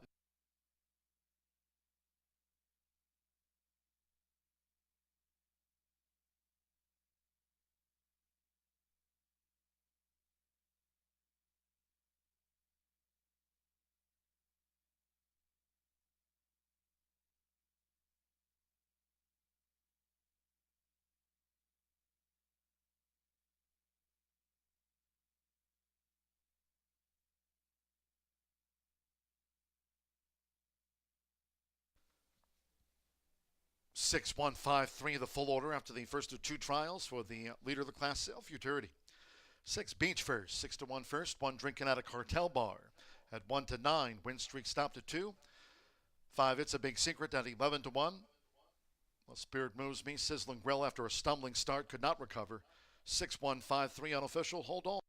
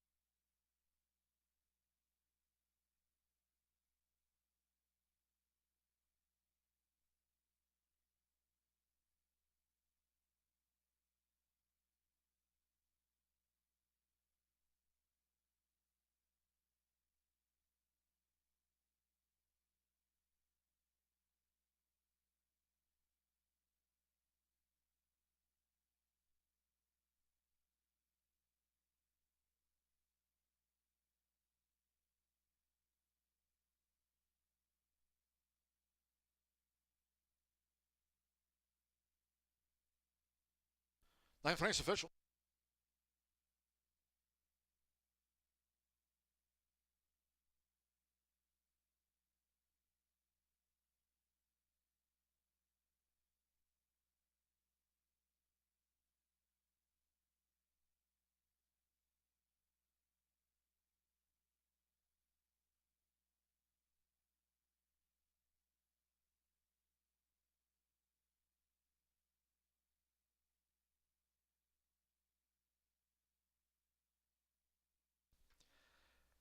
.328 seconds for Beach First in the first of the 2 trials for the leader of the class, Sale Futurity. 18.328.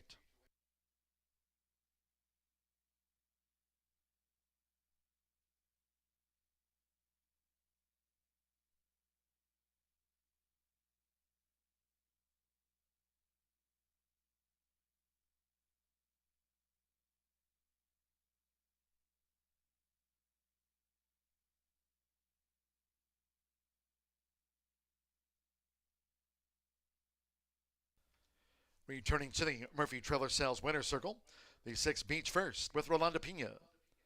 Beach First is a 2-year-old sorrel gelding by Escondido Beach.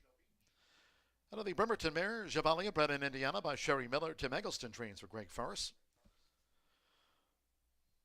Winner at second asking, Beach First takes out the first of 2 trials for the leader of the class, Sale Futurity. Clocked 18.328. 6-1 exact, a 1940, 50-cent trifecta. 615, $12.20. 36 double, $83. And the 50-cent pick 3 paid $56.70. 10th and final. And the trial for the leader of the class, Sale Futurity, again, 18.328, the time to beat. Beach First. 10th race to close out the card, all 6 run. 5MG Fresca, the jockey Eduardo Luna Diaz on 5MG Fresca. Reported overweights, 1 Booms Zuman Bayou 7 over, 2 Our Boy Jess 7 over, the 4 Apolitical Mission 7 over, and 6 He's Secret Rocks 2 over. Exacta, trifecta, superfecta, 17 minutes to post time at 6:42.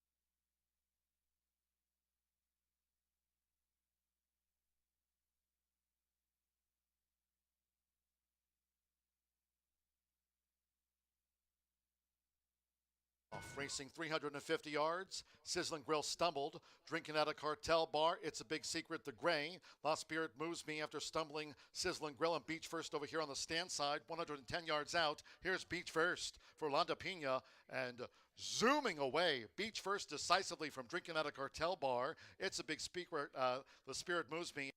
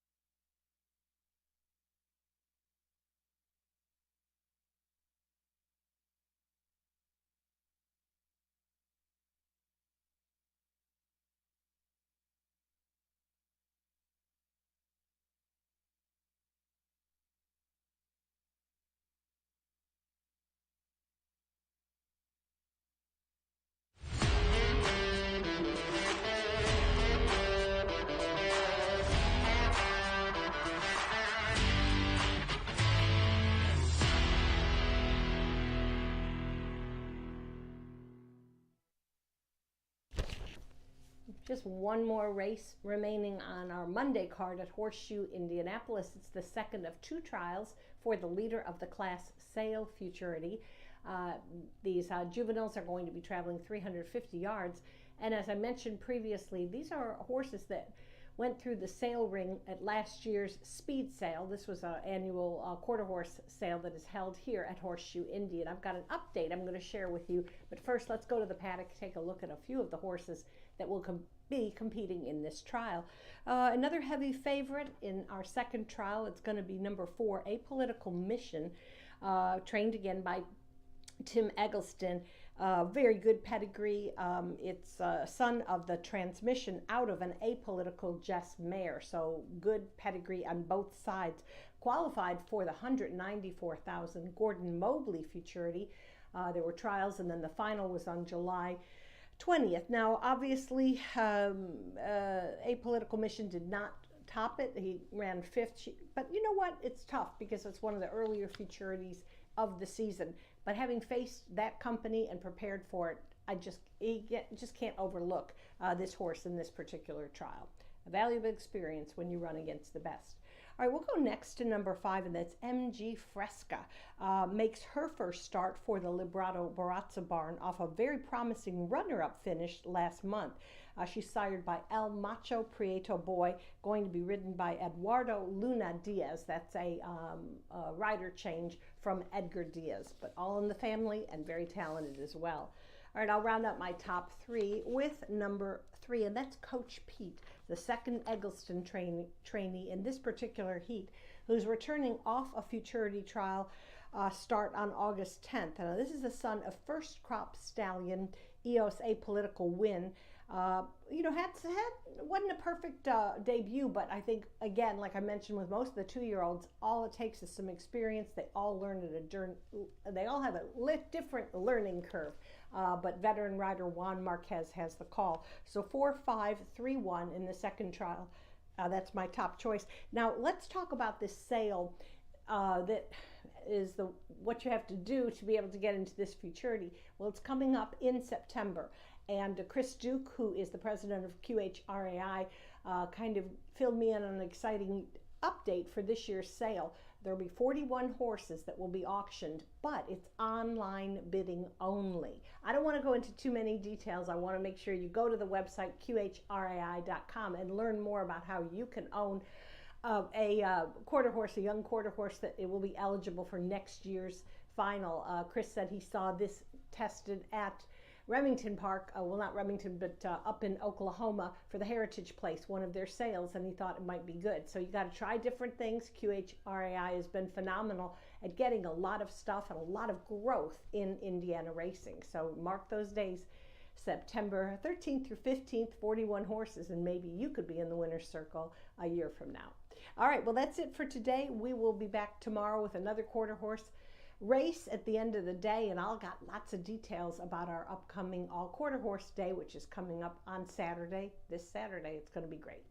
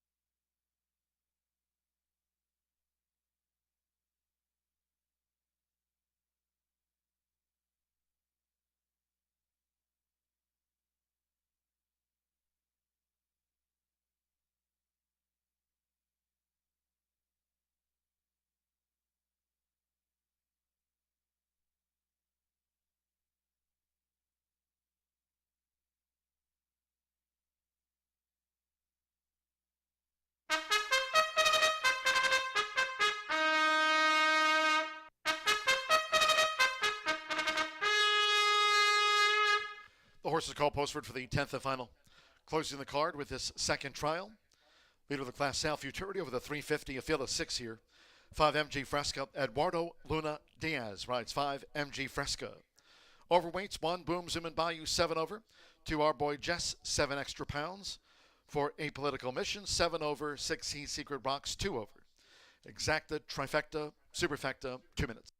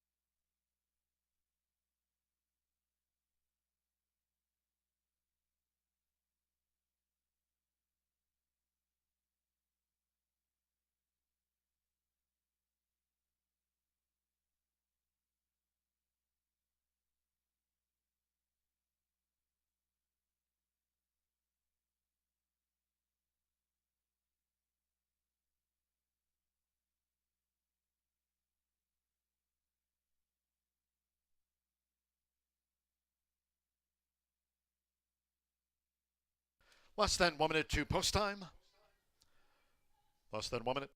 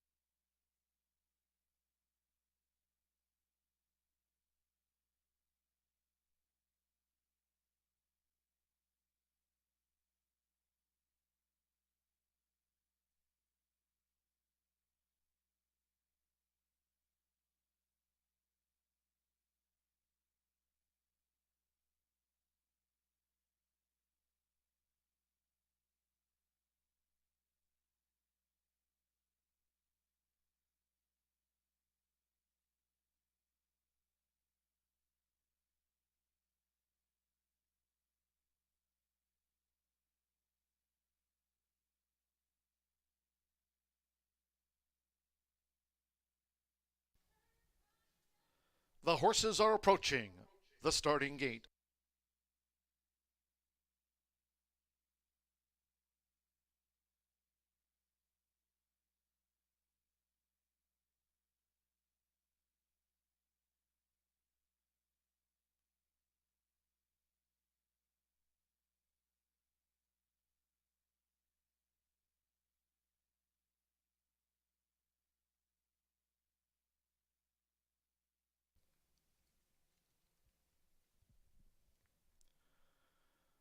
The horses have reached the starting gate. It is now post time.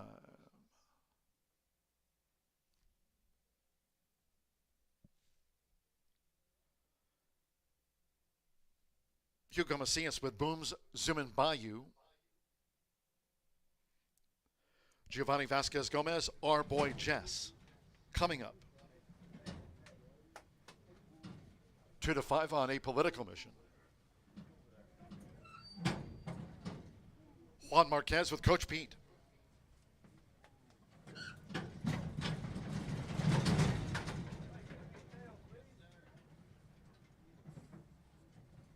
A Political Mission. Orlando Pena going for the double with Tim Eggleston. 2 to 5 on A Political Mission. Now Eduardo Luna Diaz with MG Fresca. 350 yards. This is the last of the day. Stand by one more. Eric Escueda with He's Secret Rocks. Beach first clocked 18.328. Fast track. Last of the day. Olem. Off in the final trial for the leader of the class, Sal Futurity. Even start, Coach Pete. Rockets away. A Political Mission with a white cap. Our boy Jess. Boom, zoom, and Bayou with Thorell. MG Fresca coming with a charge. He's Secret Rocks on the far outside. Well inside the final 110 yards. And here comes MG Fresca with A Political Mission. A Political Mission has won it from MG Fresca. Coach Pete was third. He's Secret Rocks with Boom, zoom, and Bayou. And our boy Jess. And the last of the day.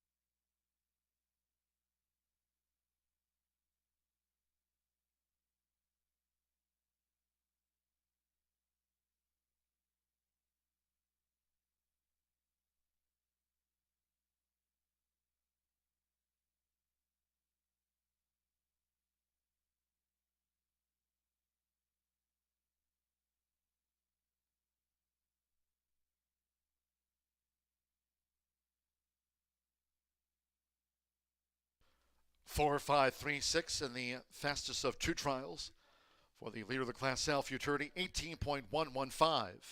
Clock 4, A Political Mission first. 5, MG Fresca. 5 to 1 second. 3, Coach Pete. 5 to 1 third. 6, C Secret Rocks ran fourth, 18.115. So trial double. Rolanda Pena winning both for Tim Eggleston. This is Dick Harrison homebred by the transmission. A Political Mission at 2 to 5. 18.115 on his way to the final.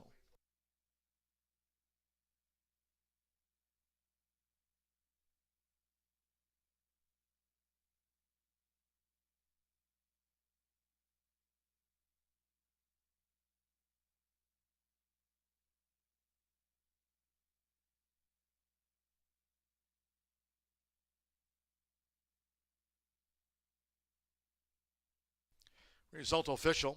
The 4-5 exacta paid $7.40. 50-cent trifecta, $4.60. 6-4 late double. Rolanda Pena, Tim Eggleston. Take out the trial double for $28.20. 10-cent superfecta returned $2.27. Final pick 3 of the day. Returned $33.15, 18.115 seconds.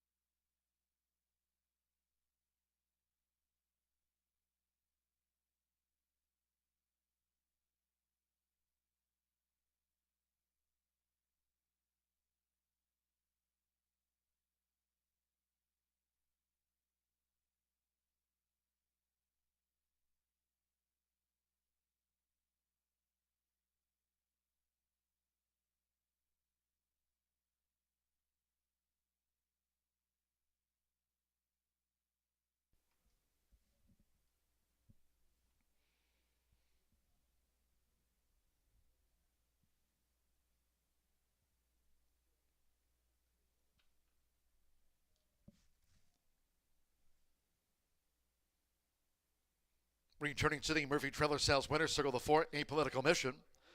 It's the trial double for Rolanda Pina. Apolitical Mission is a 2-year-old brown gelding by the Transmission. Out of Apolitical Deb by Apolitical Jess, bred here in the Hoosier State by Dick Harrison.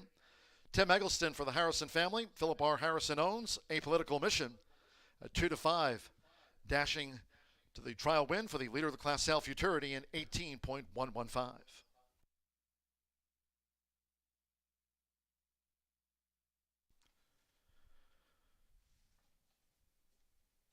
That concludes our live racing program for today. We thank all that joined us here at the races. Cheers to all who tuned in. Live racing scheduled to resume tomorrow. Our Tuesday post time at 2:10 p.m. Eastern. Until next time, for all of us here at Horseshoe Indianapolis, it's been my pleasure from the broadcast booth. Track announcer John G. Dooley saying goodnight.